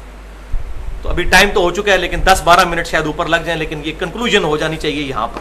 یہ بہت امپورٹنٹ چیز ہے کہ بخاری صحیح مسلم میں ایک حدیث ہے کہ کچھ نیو مسلمز جو ہیں آپ صلی اللہ علیہ وسلم کی خدمت میں حاضر ہوئے. بڑے غریب تھے، بدن پر کپڑا بھی نہیں تھا اور ان کی صحت ایسی تھی جیسے ان پر فاقے ہیں. تو آپ صلی اللہ علیہ وسلم حریص علیکم بالمؤمنین رؤوف الرحیم، دل پسیج کیا. آپ صلی اللہ علیہ وسلم مسجد نبوی میں آئے، خطبہ ارشاد فرمایا. اس میں آپ صلی اللہ علیہ وسلم نے یہ سورۃ الحشر کی آیت بھی پڑھی، بسم اللہ الرحمن الرحیم، یا ایھا الذین آمنوا اتقوا اللہ ولتنظر نفس ما قدمت لغد. اے ایمان والو اللہ سے ڈرو اور ہر جان یہ دیکھے کہ اس نے آگے کے لیے کیا بھیجا ہوا ہے. یعنی اللہ کے حضور، اللہ کے ڈیوائن بینک میں سٹور کروا لو اللہ کی راہ میں مال خرچ کر کے. پھر آپ صلی اللہ علیہ وسلم نے مال خرچنے کی ترغیب دلائی. ایک صحابی گئے، وہ گھر سے اشرفیوں کا تھیلا اٹھا کر لائے، اور صحابی کہتے ہیں کہ اتنا وزنی تھا کہ وہ بمشکل ہی اس کو اٹھانے میں کامیاب ہو رہے تھے، گھسیٹتے ہوئے لے کے آئے تھے. انہوں نے لا کر مسجد نبی میں صحن میں لا کے وہ رکھا. اب ظاہر ہے جب لوگوں نے یہ دیکھا تو میرے جیسے کوئی کمزور دل لوگ بھی تھے، ان کے دل میں بھی آیا کہ چلو 2-4 کھجوریں ہم بھی یہاں پہ رکھ دیں، انگلی کٹا کر ہم بھی شہیدوں میں شامل ہو جائیں. تو اس صحابی کی وجہ سے اتنا جذبہ دیکھ کر باقی لوگ بھی لانا شروع ہو گئے چیزیں، اور مسجد نبی میں ڈھیر لگ گیا. اور حدیث کے الفاظ ہیں حضور کا چہرہ اس طرح ہو گیا جیسے سونا چمک رہا ہوتا ہے خوشی کے ساتھ. پھر آپ صلی اللہ علیہ وسلم نے وہاں پر فرمایا، جس نے اسلام میں اچھی سنت کو جاری کیا، سنتن حسنتن، جس نے اسلام میں اچھی سنت کو جاری کیا اس کو اس کا ثواب ملے گا، اور اس پر عمل کرنے والوں کا ثواب بھی اس کو ملے گا، اور عمل کرنے والوں کے ثواب میں بھی کمی نہ ہوگی. اور جس نے اسلام میں بری طریقے کو رائج کیا، سنتن سیئتن، تو اس کا وبال اس پر تو ہوگا، بعد والوں کا وبال بھی اس پر ہوگا، اور ان کے وبال میں کمی نہیں آئے گی. تو یہاں بدعتن حسنتن نہیں ہے، یہ ہے سنتن حسنتن. یہ سنتن حسنتن اور سنتن سیئتن، بری سنت. تو یہ طریقہ، تو طریقہ اڈاپٹ ہو سکتا ہے، لوگ کرتے ہیں اس طرح. مثلا جس بندے نے بھی پہلی دفعہ قرآن پاک کو سی ڈی پہ رائٹ کیا ہے، تو قرآن و حدیث سے تو ثابت نہیں، وہی قرآن کا ایک طریقہ نکالا کہ سی ڈی پہ رائٹ کیا یا اس کا سافٹ ویئر بنایا، اس کو ثواب ملے گا. مکتبۃ الشاملہ بنایا جس بندے نے، ہزاروں حدیث کی کتابیں اور تفسیریں اس پہ رکھ دی ہیں، اور عربی میں سرچ بھی موجود ہے. جس نے بھی وہ کام کیا تو اس نے اسلام میں اچھا طریقہ جاری کیا. اس طریقے سے الیکٹرانک کاؤنٹر جس نے بنایا ہے، وہ تسبیح سے ذرا مشکل ہوتی تھی، وہ ذرا آسانی ہوگی. تسبیح بھی ٹھیک ہے، سنن ابی داؤد میں حدیث موجود ہے، میں بتا چکا ہوں پہلے بھی، تو اس کو ثواب ملے گا. اسی طریقے سے کسی بندے نے مسجد میں پنکھا لگوایا، اس کو ثواب ملے گا. جس نے بھی اچھا طریقہ جاری کیا. لیکن وہ حدیث یاد رکھیں، بخاری اور مسلم کی متفق علیہ حدیث ہے، من احدث فی امرنا ھذا فہو رد، جس نے ہمارے دین میں کوئی چیز داخل کر دی وہ مردود ہے. دین میں کوئی چیز داخل نہیں ہو سکتی. وہ آپ پہلے سن چکے ہیں. صرف چھینک کے جواب میں بسم اللہ الحمدللہ والسلام علی رسول اللہ پڑھا تو عبداللہ بن عمر نے منع فرما دیا، کیونکہ دین میں ایڈیشن ہوتی تھی. دنیا کے معاملے میں انتم عالم بامر دنیاکم، صحیح مسلم میں اوپر تلے 4 حدیثیں. تو یہ والا فرق بھی آپ سمجھ لیجئے کہ یہ دین والا معاملہ اور دنیا کا معاملہ جو ہے، کیونکہ اگر یہ ڈیفینیشن مان لی جائے بدعت کے حوالے سے کہ کہ جی کوئی بھی کام اچھی نیت سے دین میں داخل کر دیا جائے، بدعت کوئی نہیں، تو پھر آپ وسلم کا وہ خطبہ جو ہے معاذ اللہ فضول ہوا کرتا تھا، معاذ اللہ. اما بعد فإن خیر الحدیث کتاب اللہ وخیر الہدی ہدی محمد صلی اللہ علیہ وسلم، سب سے بہترین اور ہدایت یافتہ راستہ محمد صلی اللہ علیہ وسلم کا ہے. وشر الامور محدثاتها، اور تمام بدترین کام وہ ہیں جو نئے دین میں داخل کیے جائیں. وکل محدثۃ بدعہ، اور تمام نئے کام بدعتیں ہیں. وکل بدعۃ ضلالہ، اور تمام بدعتیں گمراہیاں ہیں. وکل ضلالۃ فی النار، اور تمام گمراہیاں دوزخ میں لے جانے والی ہیں. صحیح مسلم میں بھی، سنن نسائی میں بھی، مسند امام احمد میں بھی صحیح سند کے ساتھ موجود ہے. تو پھر آپ کیوں کہتے تھے اگر کوئی جو بھی نیکی کی نیت سے کر لیا جائے یہ بدعت ہے ہی نہیں ہے، تو پھر حضور کو یہ کہنے کی ضرورت نہیں، نیکی کی نیت سے ہی کام شروع ہوتا ہے. ہمارے اہل تشیع بھائی جو ماتم کرتے ہیں گناہ کھٹنے کے لیے نہیں کرتے، نیکی کی نیت سے ہی کرتے ہیں. لہٰذا اس میں یہ بات سمجھ لیجئے، یہ پینڈولم کی دو ایکسٹریمز ہیں، دو ایکسٹریمز. ایک ایکسٹریم یہ ہے کہ ہر چیز کو بدعت کہہ دینا، جس میں چند ہمارے خصوصاً اہل حدیث مکتبہ فکر میں فنیٹک قسم کے مولوی ہیں، ہر بات پہ بدعت کا فتویٰ بول دیتے ہیں. سب کی نہیں میں بات کر رہا، بڑے احتیاط والے لوگ بھی موجود ہیں. اور دوسری ایکسٹریم وہ ہے جو ہمارے دیوبند اور بریلوی اور شیعہ مکتبہ فکر میں ایسے لوگ ہیں جو کہتے ہیں نہیں نیکی کا کام ہے، خیر ہے کر لو، اور ہر چیز کو انہوں نے اچھی بدعت بنا کے تو دین میں داخل کر لیا. تو درمیان کا راستہ اس میں یہ ہے کہ جو دین کے معاملات ہیں اس میں ایڈیشن نہ کی جائے، اور کوئی بھی نہیں کرتا چاند ایک چیزوں کے سوا. کوئی فجر کے 3 فرض نہیں پڑھتا یا 4 فرض، پتہ ہے ان کو منع تو کوئی نہیں نا 4 فرض پڑھنا، تو کہتے ہیں نہیں تعلیم ہی 2 فرمایا ہے. تو بھائی اسی طریقے سے باقی چیزیں بھی جو ہے وہ دیکھیں تعلیم فرمائی ہے یا نہیں. اس مسئلے کو بڑی احتیاط کے ساتھ سمجھنے کی ضرورت ہے، ورنہ یہ فتویٰ بازی کے چکر میں جو ہے وہ اجتہاد کی آڑ میں وہ ہر چیز کو اچھی بدعت کہہ کے اڈاپٹ کرتے چلے جاتے ہیں. تو میرا یہ ہے میں بدعت کے معاملے میں درمیانی موقف رکھتا ہوں کہ دین کے معاملات میں چیزیں دیکھی جائیں اور بڑی احتیاط کے ساتھ. دین میں بھی دین کے ساتھ بعض اوقات ڈائریکٹ دین میں چیزیں داخل نہیں ہوتی لیکن انڈائریکٹ ہوتی ہیں. جس طرح ابھی جو گستاخ رسول والا ایشو شروع ہوا اس میں نے پورا لیکچر بھی دیا تھا تقریباً 80 منٹ کا. تو پوری دنیا میں احتجاج ہو رہا ہے. اب ظاہر ہے یہ قرآن و حدیث سے تو ثابت نہیں ہے احتجاج، لیکن پوری امت نے اجماع کیا. حرمت رسول کانفرنسز ہو رہی ہیں، گستاخ رسول کے خلاف ریلیز نکالی جا رہی ہیں. اب یہ جو سارے معاملات ہو رہے ہیں، اب یہ بے وقوفی ہے کوئی کہ جی یہ ثواب کی نیت سے نہیں ہو رہے تو گناہ کھٹنے کے لیے ہو رہے ہیں، ثواب کی نیت سے ہی ہو رہے ہیں. اور اگر آپ کہتے ہیں نہ ثواب ہے نہ گناہ تو پھر آپ کو یہ کام کرنا ہی نہیں چاہیے، کیونکہ مومن تو لو کام سے پرہیز کرتا ہے. یہ ثواب کے لیے ہو رہی ہیں حرمت رسول کانفرنس الحمدللہ، اور یہ کوئی بدعت نہیں ہے. اسی طریقے سے بخاری شریف کی تکمیل کا پروگرام کرنا کوئی بدعت نہیں ہے. یہ سارے انتظامی معاملات ہیں.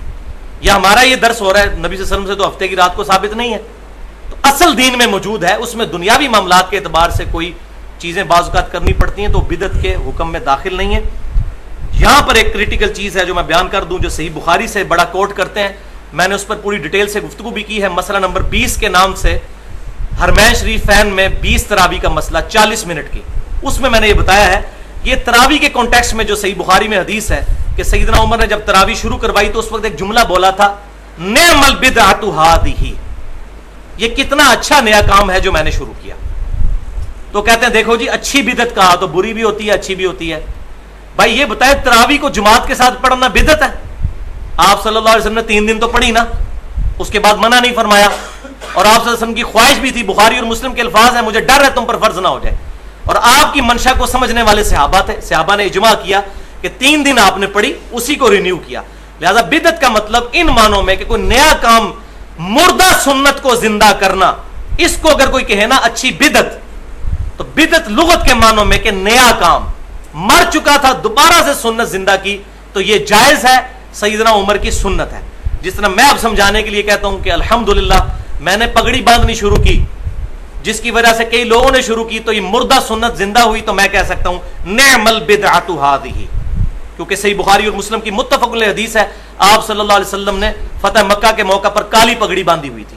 المستدرک الحاکم میں صحیح سند کے ساتھ ہے سیدنا سعد بن ابی وقاص نے سفید کلر کی پگڑی باندھی تو اس پہ شملہ نہیں چھوڑا تھا، یہ شملے 2، تو آپ صلی اللہ علیہ وسلم نے کھول کر اپنے مبارک ہاتھوں سے ان کو باندھی سفید کلر کی پگڑی اور ایک چپے کے برابر شملہ چھوڑا اور فرمایا سعد اس طرح پگڑی باندھا کرو خوبصورت لگتی ہے. تو اب یہ مردہ سنت مردہ ایسی ہوئی ہے کہ اس کا کچومر بھی نکال دیا، ننگے ساتھ نماز پڑھی جاتی ہے. اور پھر جی وہ ہو جاتی ہے، وہ تو داڑھی کے بغیر بھی نماز ہو جاتی ہے. بھائی داڑھی بھی کوئی نماز کی شرط نہیں، تو ممبر پہ کہا کریں کہ بغیر داڑھی کے بھی نماز ہو جاتی ہے. تو اسے کہ نہیں اس سے تو سنت سے نفرت پیدا ہوگی. تو یہ سنت نہیں ہے, اس سے نفرت کیوں پیدا کرواتے ہیں؟ یہ کیا کہ ننگے سر نماز ہو جاتی ہے. یہ تو بریلوی دیوبندی بھی نہیں کہتے ہیں, ان کے علماء بھی, کہ ننگے سر نماز نہیں ہوتی ہے. لیکن مسئلہ یہ ہے کہ اگر کوئی اپنے آپ کو سنی سمجھتا ہے یا کہتا ہے میں اہل سنت یا اہل حدیث ہوں, تو حدیث پر عمل کرے. اور میں نے یہ چیلنج کیا ہوا ہے تمام علماء کو کہ آپ صلی اللہ علیہ وسلم سے ایک رکعت ننگے سر ثابت کریں. ہاں, جب آپ صلی اللہ علیہ وسلم کے پاس وسعت نہیں تھی تو ایک چادر میں بھی آپ نے نماز پڑھی ہے. اس وقت آپ کا کپڑا نہیں تھا. آپ کے پاس اگر کپڑا نہیں ہے, واسکٹیں اوپر چڑھائی ہوئی ہیں, گونے وہ عورتوں والی اوپر چڑھائی ہوئی ہیں رنگین کلر کی, صرف چڑ جو ہے وہ ٹوپی اور پگڑی کے ساتھ ہے, اور یہ رومال بھی جو سرخ باندھ رہے ہیں جائز ہے, لیکن یہ سنت نہیں ہے. سنت پگڑی ہے, یہ چادر سفید کلر کی اوپر لی جائے یا ٹوپی رکھ لی جائے. تو اب اپنی چیزیں اس طرح عام کر دینا اور سنت کو پسے کچھ ڈال دینا کہ جو چونکہ بریلوی باندھتے ہیں اس لیے ہم نے پگڑی نہیں باندھنی, یہ تو بات غلط ہوئی. اور رنگوں کا بھی کوئی چکر نہیں ہے. ہاں, اگر رنگ کوئی نشانی کے طور پہ بناتا ہے کہ میں صرف سبز باندھوں گا باقی نہیں باندھوں گا, وہ پھر فرقہ واریت کر رہا ہے. فرقہ واریت کی وجہ سے غلط ہے, ادروائز رنگ کوئی بھی باندھ سکتے ہیں. ہم کپڑے کیا حضور کے رنگ والے پہن رہے ہیں؟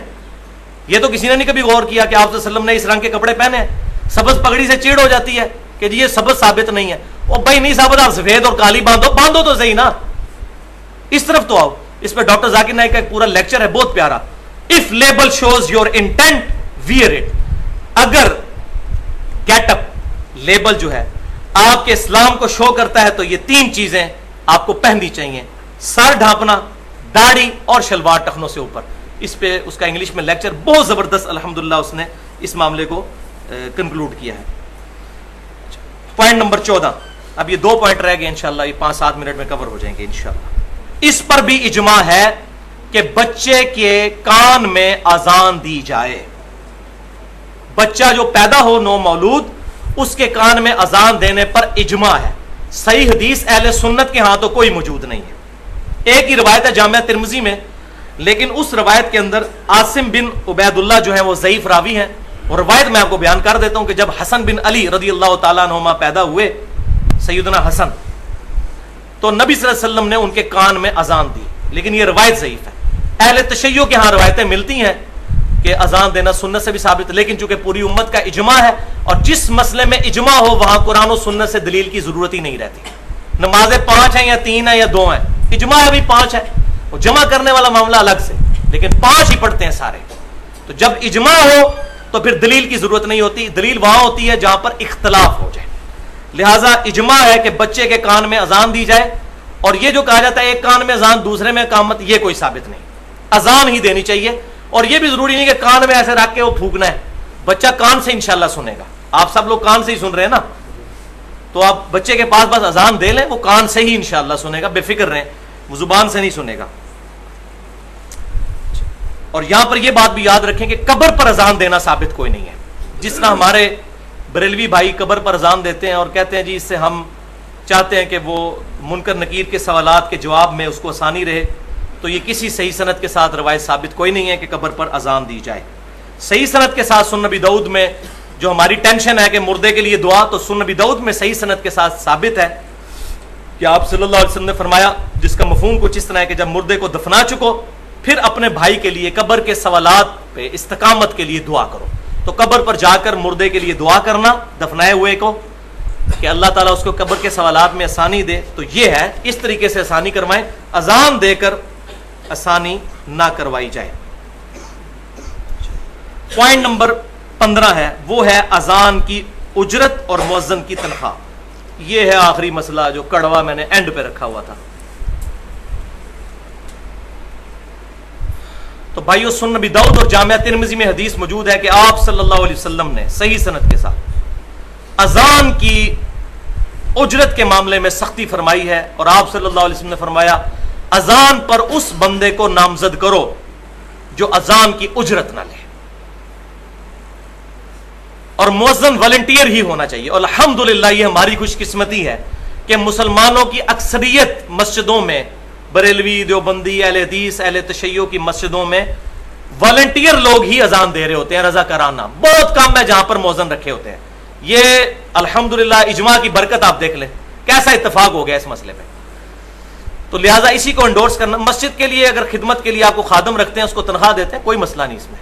الحمدللہ میں سورۃ البقرہ میں بتا چکا ہوں کہ جو اسلام کی خدمت کے لیے اپنے آپ کو وقف کرتے ہیں ان کی خدمت کرنے میں کوئی حرج نہیں ہے، لیکن جہاں آپ صلی اللہ علیہ وسلم پرٹیکولر منع فرما دیں تو وہاں پر ڈرنا چاہیے. اذان کی اجرت نہیں، ویسے آپ خادم مسجد کے لیے رکھا ہے، وہ اپنے شوق سے اذان دے دیتا ہے تو ٹھیک ہے دے، کیونکہ اس کا اجر تو آپ نے لینا ہے اللہ تعالیٰ سے. نبی صلی اللہ علیہ وسلم کی صحیح بخاری اور صحیح مسلم کی متفق علیہ حدیث ہے کہ قیامت والے دن سب سے اونچی گردنیں ان لوگوں کی ہوں گی جو مؤذن ہے. کتنی بڑی فضیلت. اور دوسری فضیلت صحیح بخاری اور صحیح مسلم کی متفق علیہ حدیث ہے بہت زبردست کہ آپ صلی اللہ علیہ وسلم نے فرمایا مؤذن جب اذان دیتا ہے تو جہاں جہاں اس کی آواز جاتی ہے جو جن اور انسان اس کی آواز سنتے ہیں، حتیٰ کہ جتنی اور مخلوقات آواز سنتی ہیں، قیامت والے دن اس کی اذان کی گواہی دیں گے. اتنی بڑی فضیلت ایک مؤذن کو مل رہی ہے، چند ٹکوں کی خاطر وہ کیوں خراب کرتا ہے؟